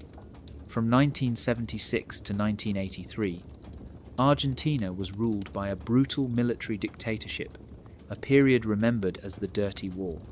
Tens of thousands of people were kidnapped, tortured, and disappeared, accused of being leftists, radicals, or simply enemies of the state. The Catholic Church, powerful and deeply woven into Argentine society, found itself walking a dangerous line. Some clergy resisted and were silenced. Others collaborated or turned a blind eye. In the middle of this storm stood Bergoglio, then a young Jesuit leader whose role during those years has sparked both praise and criticism. As provincial of the Jesuits, Bergoglio held authority over priests and seminarians. His defenders say he worked quietly behind the scenes to protect those in danger, sheltering individuals and negotiating with the regime to save lives. There are stories of him hiding people in church buildings or using his influence to secure the release of detainees. To those who support him, he was a man navigating a brutal system as best he could, using caution instead of confrontation to prevent further bloodshed. But his critics tell another story. They point to two Jesuit priests, Orlando Yorio and Francisco Jalix, who were kidnapped by the regime after clashing with Bergoglio over their work in poor neighborhoods. The priests accused him of withdrawing his protection, leaving them vulnerable to the military. They were later released, but the incident left questions that followed Bergoglio for decades. Did he betray them, or was he powerless in the face of a dictatorship that tolerated no dissent? Bergoglio himself denied wrongdoing, insisting he did what he could in impossible circumstances. The controversy deepened because the Catholic hierarchy in Argentina as a whole was seen as complicit during the Dirty War. Many bishops publicly supported the junta, blessing its leaders while ignoring the cries of the disappeared. In that environment, Bergoglio's silence became part of the debate. Was his quiet diplomacy a survival strategy, or was it a failure of moral courage? For some Argentines, his later rise to the papacy reopened old wounds, forcing them to confront the Church's role in one of the bloodiest eras of their history. What is clear is that Bergoglio walked a careful path during those years. He avoided direct confrontation with the regime, never openly criticizing it until after democracy returned. This choice has been judged in different ways. Some see it as cowardice, a man prioritizing the safety of the Church over the demands of justice. Others see it as wisdom, recognizing that open defiance would have led to more deaths and destroyed any chance of saving lives from within the shadows. When Bergoglio became Pope Francis in 2013, the Dirty War followed him into Rome. Journalists revisited the old accusations, survivors told their stories, and supporters pointed to his quiet acts of mercy. The truth may never be fully known, hidden between the testimonies of the living and the silence of the dead. But the shadow of the dirty war remains a reminder that even spiritual leaders can be touched by the compromises and controversies of history, and that the man who would one day lead the Catholic Church first had to survive a time when speaking too loudly could mean disappearing forever. When Pope Francis took office in 2013, the Church was drowning in scandal. The Vatican Bank was under international scrutiny for money laundering and secret accounts tied to shady dealings. The clerical abuse crisis had become a global wound, with lawsuits, testimonies, and protests shaking the moral credibility of the Catholic Church. From the very beginning, Francis promised reform. He spoke of cleaning up corruption, bringing transparency to finances, and confronting the sins of the past. To many, this sounded like a fresh start, a new chapter for a church battered by secrecy. But as time passed, the question grew louder. Were these reforms real, or just an illusion meant to calm the faithful while the old system remained intact? One of his first actions was to set up a commission to investigate the Vatican Bank, officially known as the Institute for Works of Religion. Auditors were brought in, outside experts were consulted, and hundreds of accounts were closed that appeared suspicious. Francis spoke of turning the bank into a tool for good, focusing only on legitimate, religious, and charitable purposes. For a while, headlines celebrated his boldness, yet behind the scenes, resistance mounted. The Vatican bureaucracy, known as the Curia, was not eager to surrender centuries of financial independence. Powerful figures within the bank and beyond fought quietly to protect the old ways. The clerical abuse crisis was an even greater challenge. Francis made speeches condemning abuse and meeting with survivors. He created a tribunal to hold bishops accountable if they covered up crimes, and announced a new commission for the protection of minors. These gestures won praise, especially compared to decades of silence under previous popes. Survivors who met him described him as compassionate, willing to listen, but when it came to actual justice, progress was slow. Few bishops faced real punishment. Cases dragged on for years. In some countries, church officials still resisted cooperating with civil authorities. Critics began to say that the reforms were more about appearances than true accountability. Francis's defenders argue that change inside the Vatican is like steering a massive ship. It cannot turn quickly. Centuries of tradition, layers of bureaucracy, and networks of power stand in the way of swift reform. For them, his symbolic actions, his emphasis on humility, and his gradual restructuring are signs that transformation is underway, even if invisible to most. But skeptics believe the opposite. They see in his papacy a carefully managed illusion, a pope who speaks the language of reform while allowing the machinery of secrecy to keep grinding behind closed doors. The truth may lie somewhere in between. Francis has undoubtedly shifted the image of the papacy, presenting himself as a humble servant and champion of the poor. He has taken steps against corruption and abuse, but the depth of these changes remains unclear. Has the Vatican truly turned a corner, or has it simply repainted its facade? The faithful who cheered his election hoped for a revolution, but a decade later, many wonder whether what they received was only the illusion of reform, a promise of change that still waits to be fulfilled. From the moment Pope Francis stepped into power in 2013, he made it clear that he intended to shake up the Vatican.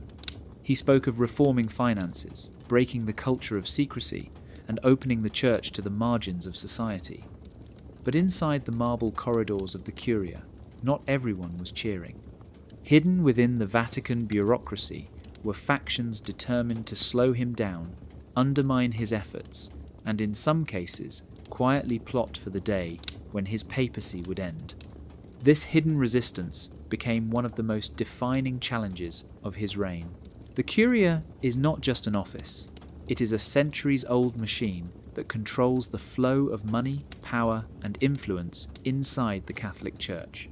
Cardinals and bishops who have spent decades building networks of loyalty were not eager to see their authority swept aside by a pope who rode buses and preached about humility. When Francis tried to bring in outside auditors to investigate the Vatican Bank, resistance appeared almost immediately. Reports were delayed, files were locked away, and powerful prelates whispered that the Pope was going too far. Some of the very experts he hired were dismissed after internal pressure, leaving questions about whether real transparency would ever be allowed. The resistance was not only about money. Francis's more open approach to social issues, his call for compassion over rigid doctrine, worried conservatives who feared he was watering down the faith. When he suggested that divorced Catholics might be welcomed back to communion, or that the Church should listen more carefully to the voices of women, critics inside the Curia saw danger.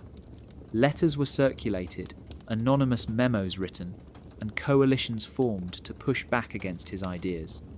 The Vatican became a battlefield of ideology, where every papal statement was examined for hidden meaning and every reform met with cautious sabotage. One of the most famous examples came during the synods on the family in 2014 and 2015. Documents were leaked to the press, exposing disagreements among bishops and framing Francis as a pope out of step with tradition. Some cardinals even went public with their opposition, challenging him in ways almost unthinkable for past popes. Behind the scenes, others worked more quietly, stalling reforms, watering down proposals, and making sure that what Francis hoped to change would never fully take shape. For the faithful watching from the outside, these struggles often appeared invisible. Francis remained a symbol of humility and reform, smiling and speaking of mercy. But inside the Curia, a hidden war was being waged. Those who benefited from secrecy and privilege were not ready to surrender their influence. They played the long game, waiting for his health to fail, or for the next conclave to choose someone more aligned with their vision. The hidden resistance inside the Vatican proves that the papacy, for all its grandeur, is not absolute. Even a pope who speaks boldly about change must face the reality of factions deeply invested in the old ways. Francis may have entered Rome as an outsider, determined to reform, but within the walls of the Curia, his greatest opponents were not outside enemies. They were the men in robes seated just down the hall. When Pope Francis called the synods on the family in 2014 and 2015, he hoped to create open discussions about the challenges facing modern Catholics. But instead of unity, the gatherings became battlegrounds. Bishops and cardinals from around the world arrived in Rome, carrying not only their prayers, but their agendas, and what followed was one of the most visible clashes inside the Church in decades. At the centre of the storm were questions that had long divided the faithful: how to treat divorced Catholics, how to respond to same-sex unions, and whether women should play a greater role in leadership. From the beginning, Francis set a different tone. He encouraged bishops to speak freely, to share their honest views without fear of punishment. This openness was unusual for a church that often kept debate behind closed doors. Some participants welcomed it, believing it was time for fresh air inside the Vatican. Others saw it as dangerous, fearing that even discussing such issues risked weakening doctrine. As the conversations unfolded, the divisions quickly became clear. One of the fiercest debates centered on divorce. For centuries, Catholics who divorced and remarried without annulment were barred from receiving communion, a punishment many saw as harsh and outdated.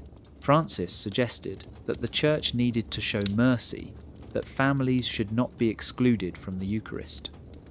Supporters argued this was a necessary step to meet the realities of modern life. Critics accused the Pope of bending timeless teaching to popular pressure.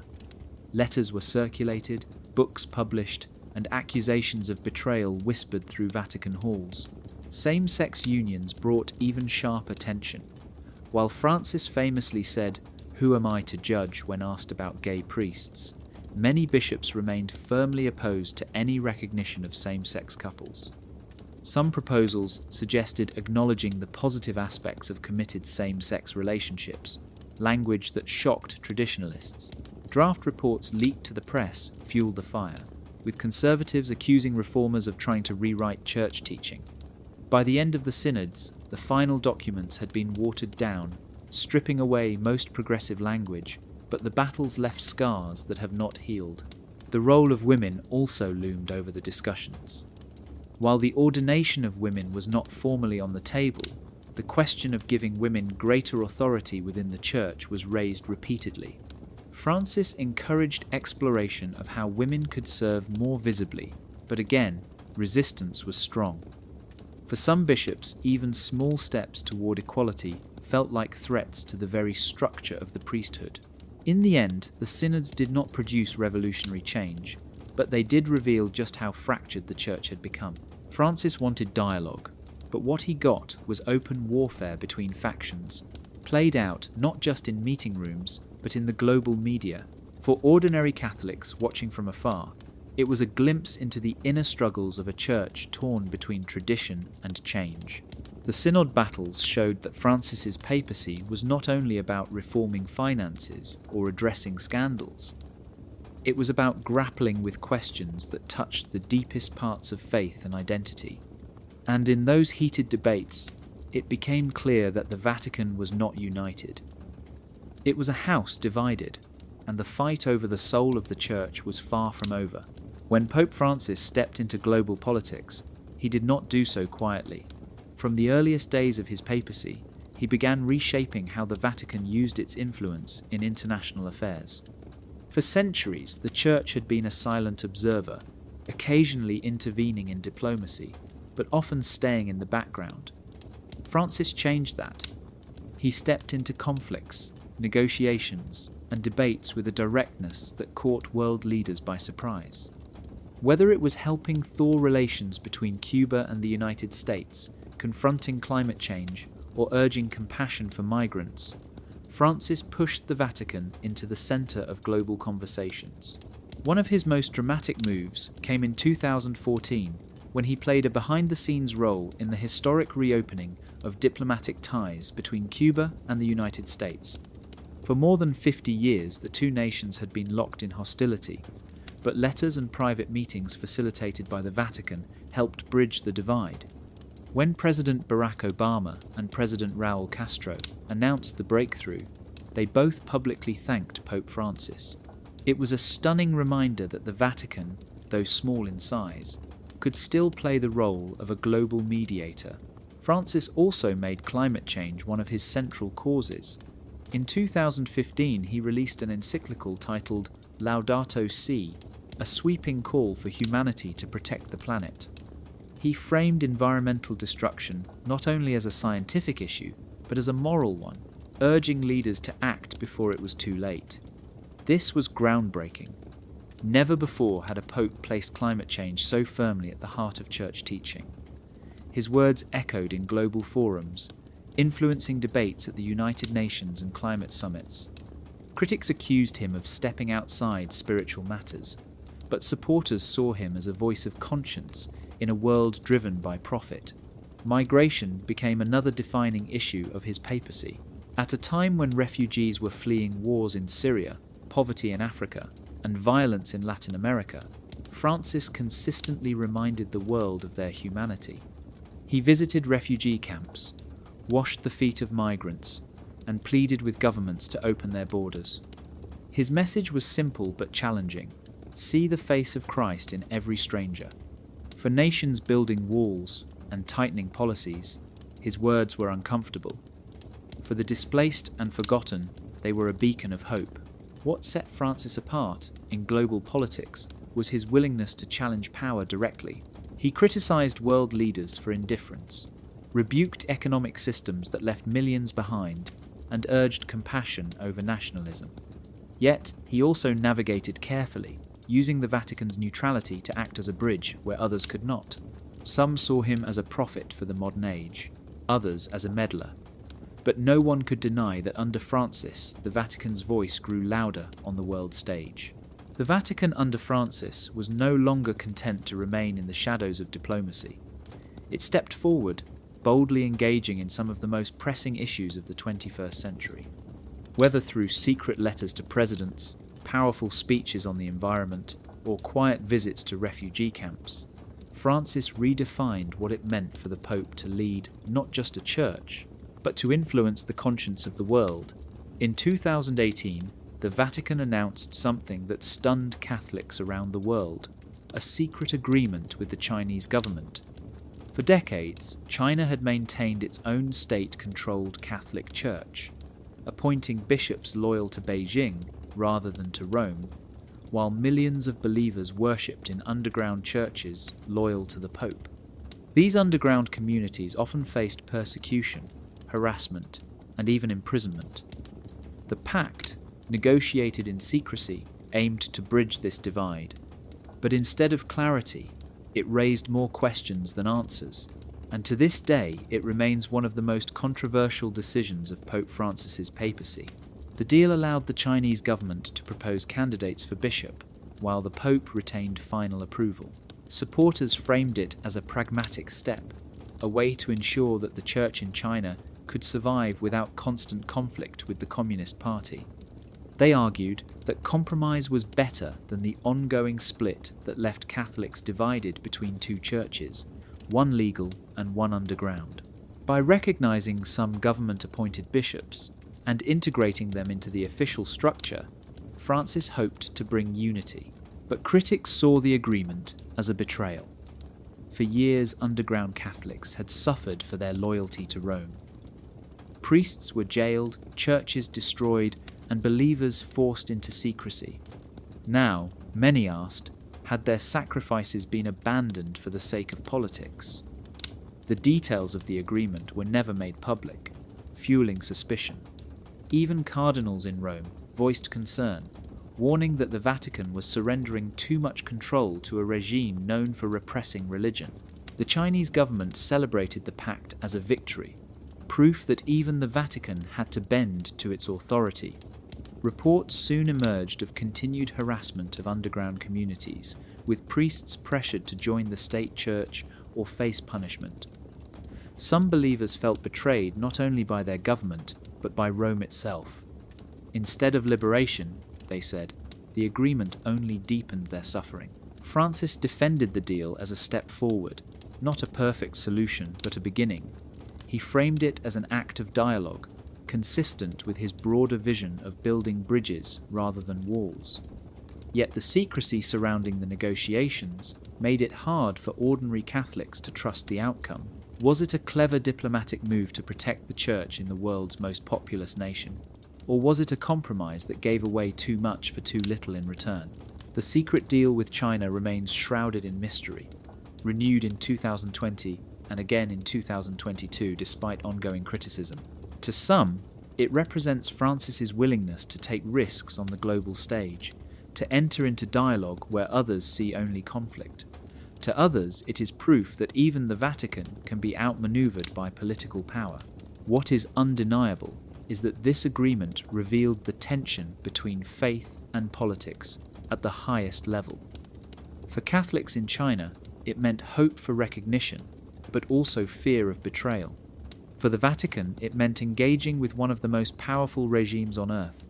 And for the world, it showed that even the Pope must sometimes strike deals in the shadows, where secrecy and sacrifice go hand in hand. Even as Pope Francis promised reform and accountability, the shadow of abuse refused to leave the Catholic Church. From Ireland to Chile, from the United States to Australia, new cases continued to emerge, reminding the world that the crisis was not a wound of the past, but an ongoing reality. Survivors spoke out, investigations uncovered cover-ups, and headlines once again linked the Church to betrayal and silence. For all the commissions, speeches, and apologies, many Catholics began to wonder whether the abuse crisis could ever truly be resolved, or whether it was woven too deeply into the fabric of the institution itself. In 2018, the Church in Chile erupted in scandal when widespread cover-ups were exposed, implicating not only priests but bishops who had shielded them.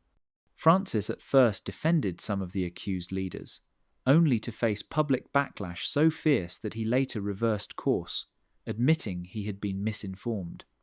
In a dramatic move, nearly every bishop in Chile offered their resignation, a rare sign of accountability. But for survivors, it still felt too late. The damage had already been done. In the United States, a grand jury report in Pennsylvania revealed decades of abuse across multiple dioceses, documenting how bishops systematically reassigned priests to new parishes rather than removing them. The report described in detail crimes against children and a culture of secrecy that protected abusers at the expense of the vulnerable. For many, it echoed the same patterns uncovered years earlier in Boston, showing that the problem was far from solved. Australia faced its own reckoning as investigations brought to light thousands of victims and forced Cardinal George Pell, one of Francis's closest advisors, to stand trial. Though his conviction was later overturned, the case shook the Vatican. The fact that a cardinal of such high rank was even tried for abuse crimes sent shockwaves through the church. For critics, it proved that accountability was still rare, reserved for only the most public of cases, while countless others remained hidden in silence. Francis responded with new guidelines, urging bishops to report abuse and creating clearer procedures for dealing with offenders. He convened a global summit on abuse in 2019, bringing together church leaders from every continent. The speeches were emotional, the commitments sincere. Yet, on the ground, survivors often saw little change. Laws varied from country to country, cases dragged on, and priests accused of abuse still found ways to resurface in ministry. The persistence of new cases showed that the problem was not just about individuals, but about a culture of protection and secrecy. As long as bishops hesitated to expose their own priests, as long as legal systems deferred to church authority, the cycle repeated itself. Francis's words about mercy and justice rang true, but without consistent action, they risked sounding like promises that could not heal. The shadow of abuse continues to hang over the Vatican, like a storm cloud that refuses to pass. Each new revelation reopens old wounds and erodes the trust of the faithful. For many believers, the question is no longer whether reforms have been announced, but whether the Church has the will to enforce them. And until that question is answered with more than words, the shadow will remain, haunting every attempt at renewal. When Pope Francis stepped into the papacy in 2013, one of the biggest problems waiting for him was not theological but financial. The Vatican Bank, officially called the Institute for Works of Religion, had been a source of scandal for decades. Hidden accounts, mafia ties, money laundering, and shady real estate deals had earned it a reputation as a black hole where transparency disappeared and corruption thrived. Francis promised to change that. He spoke openly about bringing honesty and accountability to the Vatican's finances. But what he soon discovered was that the bank was less an institution to be fixed, and more a battlefield filled with entrenched interests that refused to let go. His first steps were bold. He hired outside auditors, closed thousands of suspicious accounts, and created new oversight bodies to track financial activity. For a moment, it looked like a new era was beginning.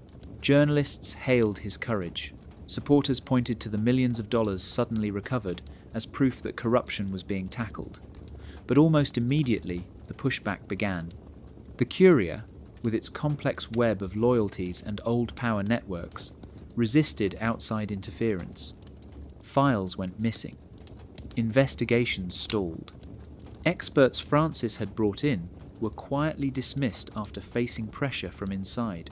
The most dramatic example came in 2015, when Francis approved an audit by a global financial firm, only for the project to be abruptly cancelled by Vatican officials. The message was clear. Transparency would be allowed only as far as the gatekeepers permitted. Critics accused the Vatican of wanting the appearance of reform without the substance. Francis's allies said he was fighting forces far older and more powerful than anyone realized. The scandals kept coming. In 2019, Vatican police raided offices, connected to a controversial London real estate deal. Hundreds of millions of dollars had been funneled into the project, with middlemen pocketing vast sums. The fallout implicated senior officials, including Cardinal Angelo Becciu, once one of Francis's closest advisors. For the first time in history, a cardinal was put on trial inside the Vatican for financial crimes. The case dragged on, exposing layers of mismanagement and corruption that seemed endless. For ordinary Catholics, these revelations were shocking, but for those who had followed the Vatican Bank's history, they felt all too familiar. The institution had been plagued by scandals since the Banco Ambrosiano collapse in the 1980s. Each pope since then had promised reform, but none had fully succeeded. Francis faced the same dilemma. If he pushed too hard, he risked destabilizing the fragile balance of Vatican politics. If he did too little, he risked losing credibility with the world. The financial black hole of the Vatican Bank remains one of the greatest challenges of his papacy. Francis has made progress, but corruption is a resilient enemy. It hides in shadows, protected by centuries of secrecy and guarded by men who see exposure as a greater threat than sin. For a pope who preaches humility and honesty, the fight against this black hole is not just about money. It is about whether the Vatican can ever truly live up to the values it claims to defend. In the 12th century, an Irish archbishop named Saint Malachy reportedly received a vision that would become one of the most mysterious prophecies in Catholic history. Known as the Prophecy of the Popes, it contained a list of cryptic phrases describing every pope from his own time until what many believe will be the very end of the Church. For centuries, the prophecy remained hidden until it was published in the late 1500s. Since then, believers and skeptics alike have studied its strange predictions, matching each motto to the popes who came after. What makes this prophecy so unsettling today is that according to many interpretations, Pope Francis could be the last pope on the list. The prophecy gives each pope a short phrase, often symbolic, that seems to describe his origin, character, or reign. For example, one pope was linked to a crescent moon, and indeed he was elected on the night of a lunar eclipse. Another was described as a flower of flowers, a motto that matched his coat of arms filled with lilies. Over the years, these connections fueled the belief that St. Malachy's vision was real. By the 20th century, the prophecy had gained even more attention, as it appeared to accurately align with popes up to John Paul II and Benedict XVI. According to the prophecy, the final pope is described with the chilling title, Peter the Roman. This pope, the prophecy claims, will guide the Church through great tribulations, after which Rome itself will be destroyed and the last judgment will follow. For some interpreters, Francis fits the role. Though his birth name is Jorge Mario Bergoglio, his papal name, Francis, was chosen in honor of Saint Francis of Assisi, whose birth name was Giovanni di Pietro, meaning Peter. He is also a son of Italian immigrants, making him in a sense a Roman by blood. These links, though debated, have convinced many that Francis could be the last pontiff foretold by Malachy. Critics argue that the prophecy is a forgery written centuries after Malachy's death to give legitimacy to certain papal elections in the 1500s. They point out that the mottos become much vaguer as they move closer to modern times, allowing almost any pope to be forced into a match. Historians remind us that no original manuscript exists from Malachy's time, only later versions that could have been manipulated. For skeptics, the prophecy is less a divine vision and more a clever piece of medieval propaganda. Yet, the mystery persists. The prophecy continues to be cited in books, documentaries, and online discussions, especially in times of crisis. When Benedict XVI shocked the world by resigning in 2013, some saw it as a sign that the end was near, setting the stage for the final pope. Francis's unusual style, his outsider status, and the turbulence of the modern world only add fuel to the speculation. Whether real or fabricated, the prophecy of the popes continues to haunt the imagination of the faithful. It raises unsettling questions about destiny, coincidence and the future of the Church. And as long as Pope Francis sits on the throne of St. Peter, believers will keep wondering if history is quietly moving toward its final chapter, one that was written down almost 900 years ago. In the year 1917, shepherd children in Fatima, Portugal claimed to have seen visions of the Virgin Mary. Over a series of months, they reported receiving secrets, messages that would later shake the Catholic world. The first two secrets spoke of visions of hell, the end of World War I, and the rise of communism. But it was the third secret of Fatima that became the greatest mystery. For decades, it was locked away in the Vatican, hidden from the faithful, and interpreted only by popes and their closest advisors. What it revealed, and how different popes understood it, has fueled endless speculation. Pope John Paul II had a deeply personal connection to Fatima. After he was shot in St. Peter's Square on May 13, 1981, the same date as the first Fatima vision, he credited the Virgin Mary with saving his life. He later travelled to Fatima to give thanks, even placing the bullet that nearly killed him into the crown of her statue. When the Vatican finally released the text of the third secret in the year 2000, it described a vision of a bishop in white being attacked and falling under gunfire. For John Paul II, the meaning was clear. The vision had been fulfilled in the attempt on his life. To him, Fatima was proof that divine intervention had spared him to continue his mission. But not everyone accepted this explanation. Many Catholics believed the Vatican had revealed only part of the secret, and that darker prophecies remained hidden. Some were convinced it contained warnings about the corruption of the Church itself, or even the end times. Conspiracy theories spread quickly, suggesting that the real contents were too shocking to ever be shown to the public. Pope Benedict XVI, who as Cardinal Ratzinger had overseen the document's publication, acknowledged the debates. He stated that the vision did not necessarily refer only to the past, but could point to dangers still facing the Church.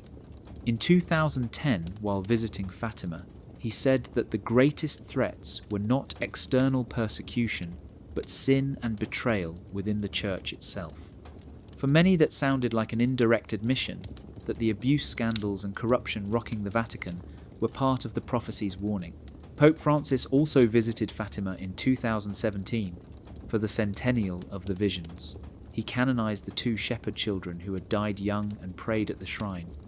While he did not offer a detailed interpretation, his focus was on mercy and peace, themes consistent with his broader message.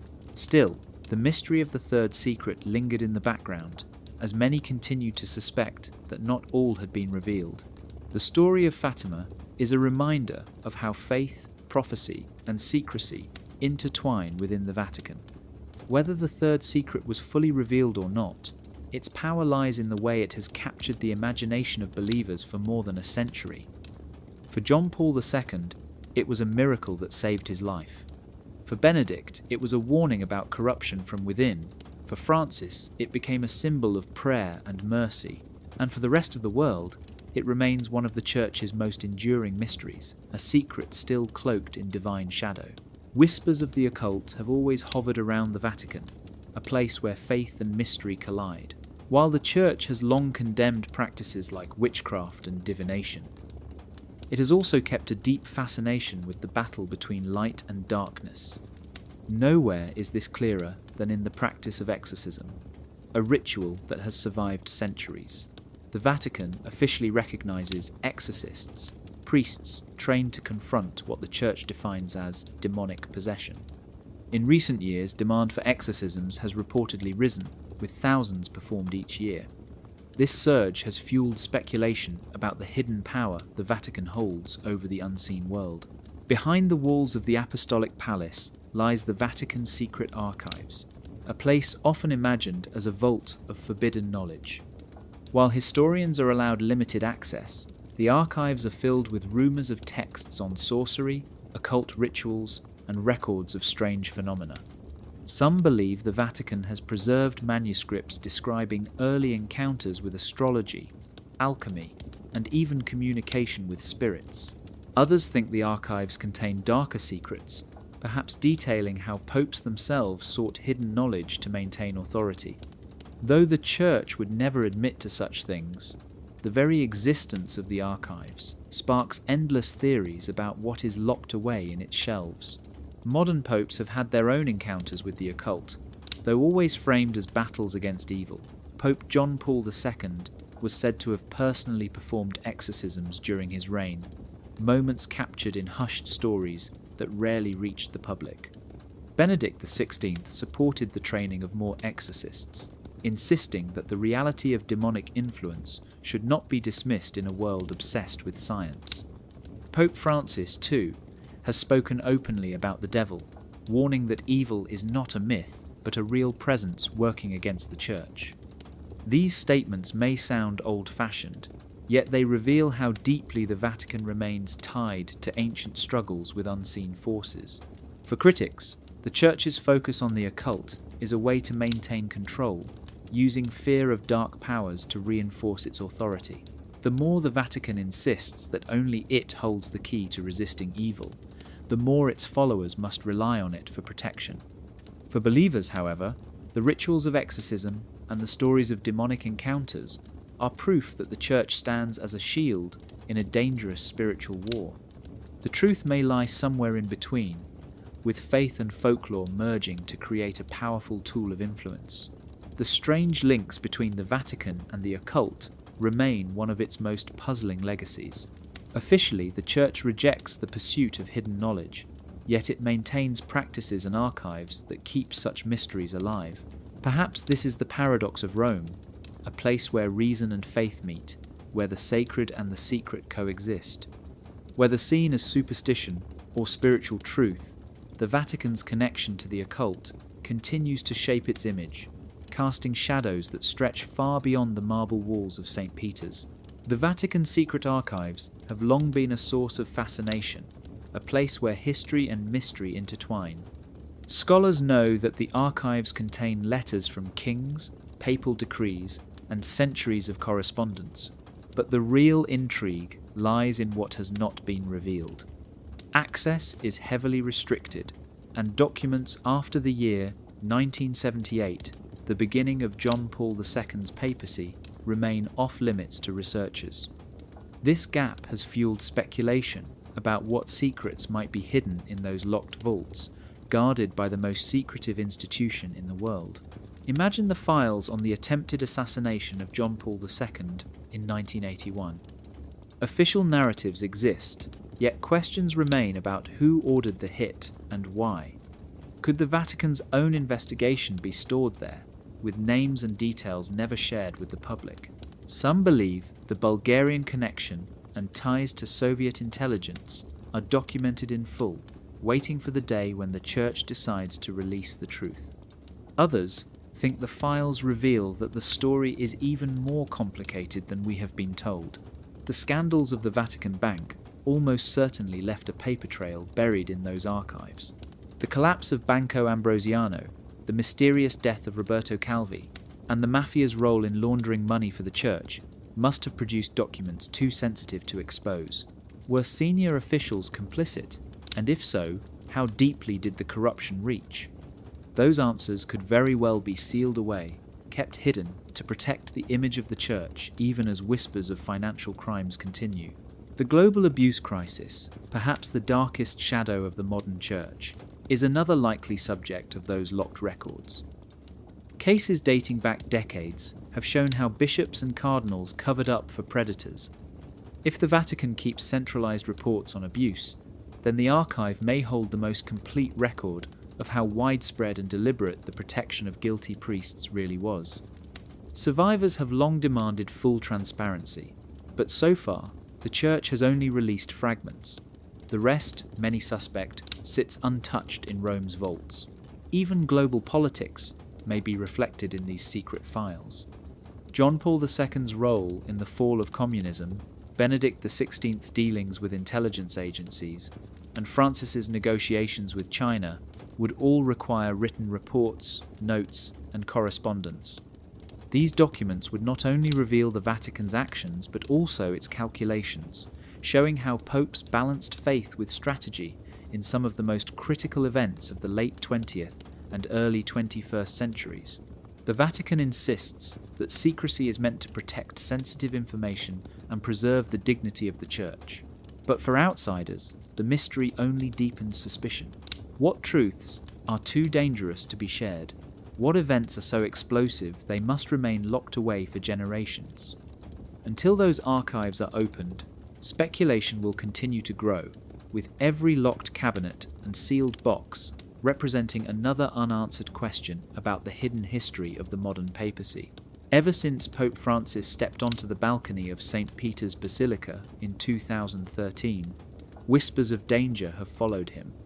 Like John Paul II before him, he has been portrayed as a pope willing to challenge entrenched powers, both inside and outside the Church.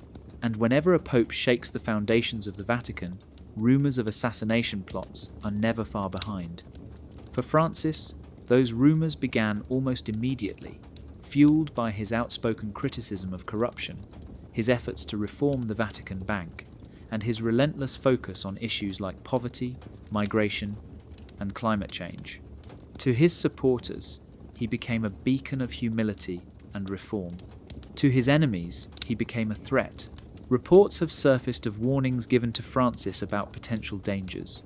Italian newspapers have published claims from intelligence sources suggesting that groups opposed to his reforms might consider drastic measures to silence him. Even within the Vatican itself, Francis has spoken openly about resistance to his changes, describing how factions work against him. When he jokes about only having a few years left to live, some hear humour, while others sense an acknowledgement of the risks he faces. The comparison to John Paul II is impossible to ignore. On May 13, 1981, John Paul was shot in St. Peter's Square, an attack that nearly ended his life. Though he survived, the mystery of who orchestrated the attempt has never been fully solved. Theories range from Soviet agents to organised crime.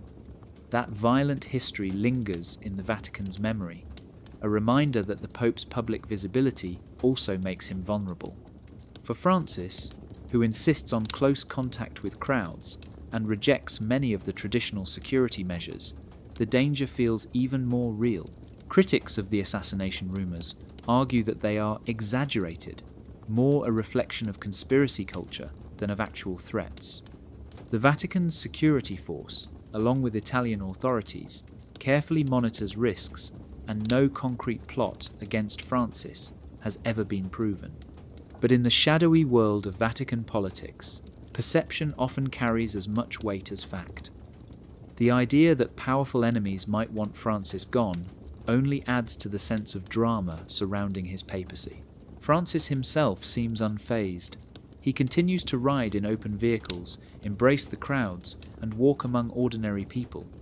He once remarked that he preferred to live freely rather than surround himself with constant protection, saying that if something were to happen, it would be in God's hands. His attitude, both fearless and vulnerable, has only fueled his image as a man unafraid of the risks that come with leadership. The assassination rumours remain unconfirmed, yet their persistence tells a deeper story. They reveal the perception that Francis is a pope at war with powerful interests, from financial elites to traditional factions within the Church. Whether or not any plot truly exists, the whispers echo through Rome, reminding the world that in the Vatican the struggle for power has always carried shadows, and sometimes those shadows reach for the throne itself. When Jorge Mario Bergoglio became Pope Francis in 2013, one fact stood out immediately. He was the first Jesuit pope in history. For many, this was a remarkable moment, a sign that the Society of Jesus, once seen as rebels within the Church, had finally risen to the highest throne. But for others, especially traditionalists inside the Vatican, it awakened old fears of a Jesuit conspiracy, the idea that the order had a hidden agenda to reshape the Church from within. The whispers of this theory have followed Francis from the very start, painting him not just as a reformer, but as the face of a centuries-old plan. The Jesuits were founded in the 16th century by Ignatius of Loyola, a soldier turned mystic. From the beginning, they were known for their discipline, their education, and their absolute loyalty to the Pope. Yet their influence quickly spread, and with it, suspicion grew. They were accused of political meddling, of using their global network of schools and missions to gather power, and of practicing a kind of secret politics that alarmed monarchs and even popes. By the 18th century, their enemies had become so powerful that the order was suppressed by Pope Clement XIV in 1773. Though they were later restored, the image of the Jesuits as shadowy strategists never fully disappeared. With Francis, those old suspicions resurfaced. He presented himself as a humble servant, a pope of the poor, rejecting luxury and speaking out on social justice. But to critics, these very moves looked like the classic Jesuit style, subtle yet radical, designed to slowly shift the church away from tradition. His positions on climate change, migration, and economic inequality were seen not just as religious, but as deeply political. Some claimed this was evidence of a Jesuit agenda to align the church with progressive causes on the global stage. Inside the Vatican, Francis's Jesuit identity made him both admired and distrusted. Supporters praised his focus on discernment, mercy, and dialogue of hallmarks of Jesuit spirituality. Opponents feared that under his leadership, centuries of tradition could be overturned. They pointed to his willingness to question old rules on marriage, his openness to debate about same-sex unions, and his emphasis on conscience over strict obedience as signs that the Jesuits were finally steering the church in a new direction. Outside the church, conspiracy theorists went even further, claiming the Jesuits secretly controlled world politics, banking, and even intelligence agencies. In their view, Francis was the visible tip of a much larger iceberg, a spiritual general carrying out a plan centuries in the making. These ideas often blurred the line between genuine debate and fantasy, but they spread widely in books, videos, and online discussions. The truth may be simpler and more human. Francis is a Jesuit, shaped by their training and values, but also an individual facing the realities of leading a global church. Whether his reforms represent a conspiracy or simply his personal conviction depends on who you ask. Yet the suspicion remains powerful. For traditionalists already uneasy with change, labeling Francis as part of a Jesuit conspiracy provides a way to explain their fears. For others, it adds another layer of intrigue to a papacy already surrounded by shadows and secrets. For all the popes who have come and gone, for all the reforms promised, and the scandals exposed, one thing inside the Vatican has never truly changed. Its deepest secrets remain sealed.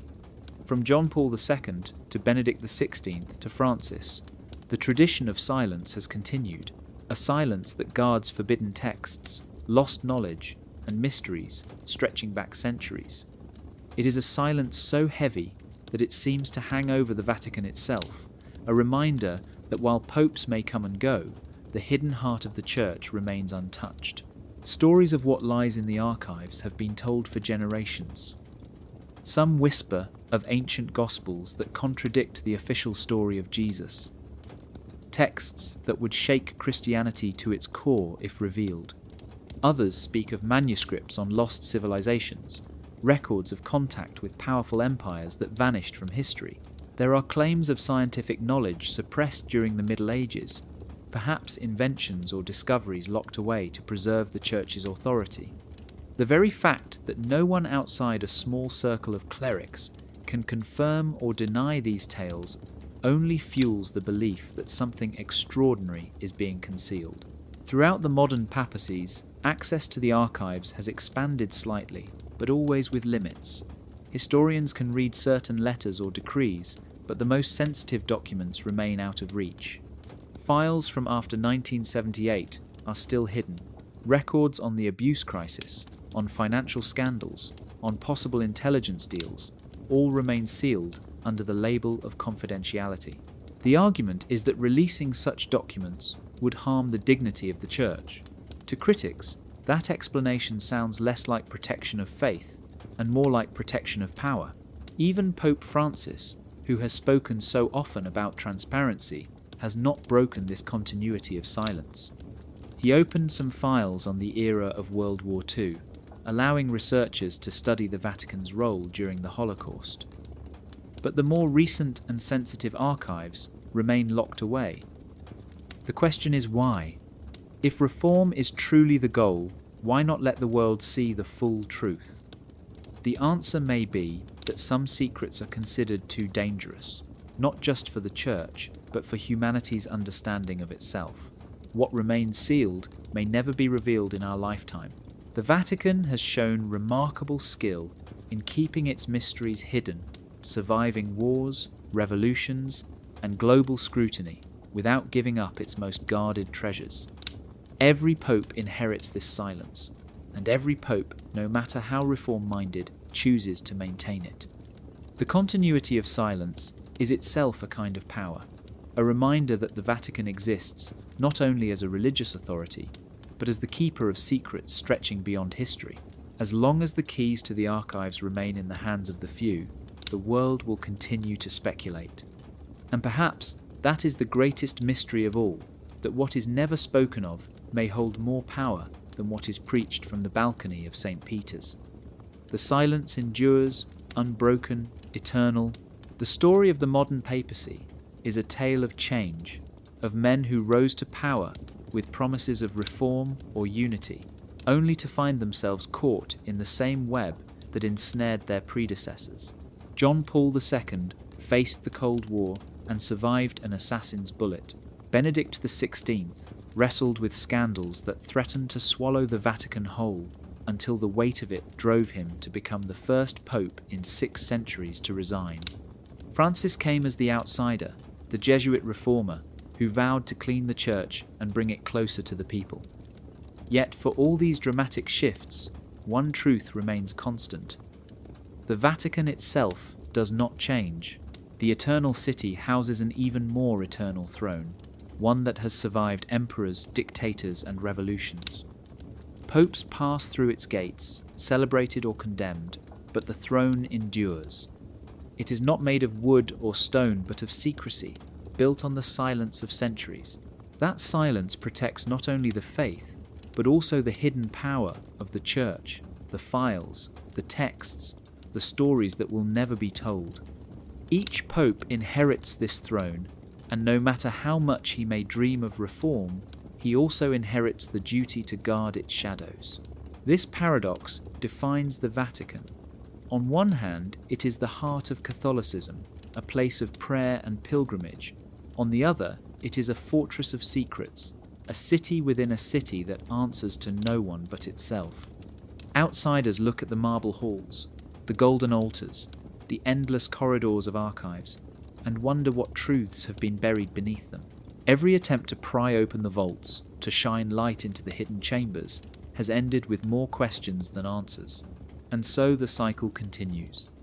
Popes rise, each carrying the weight of their time, each facing storms of politics, faith, and scandal.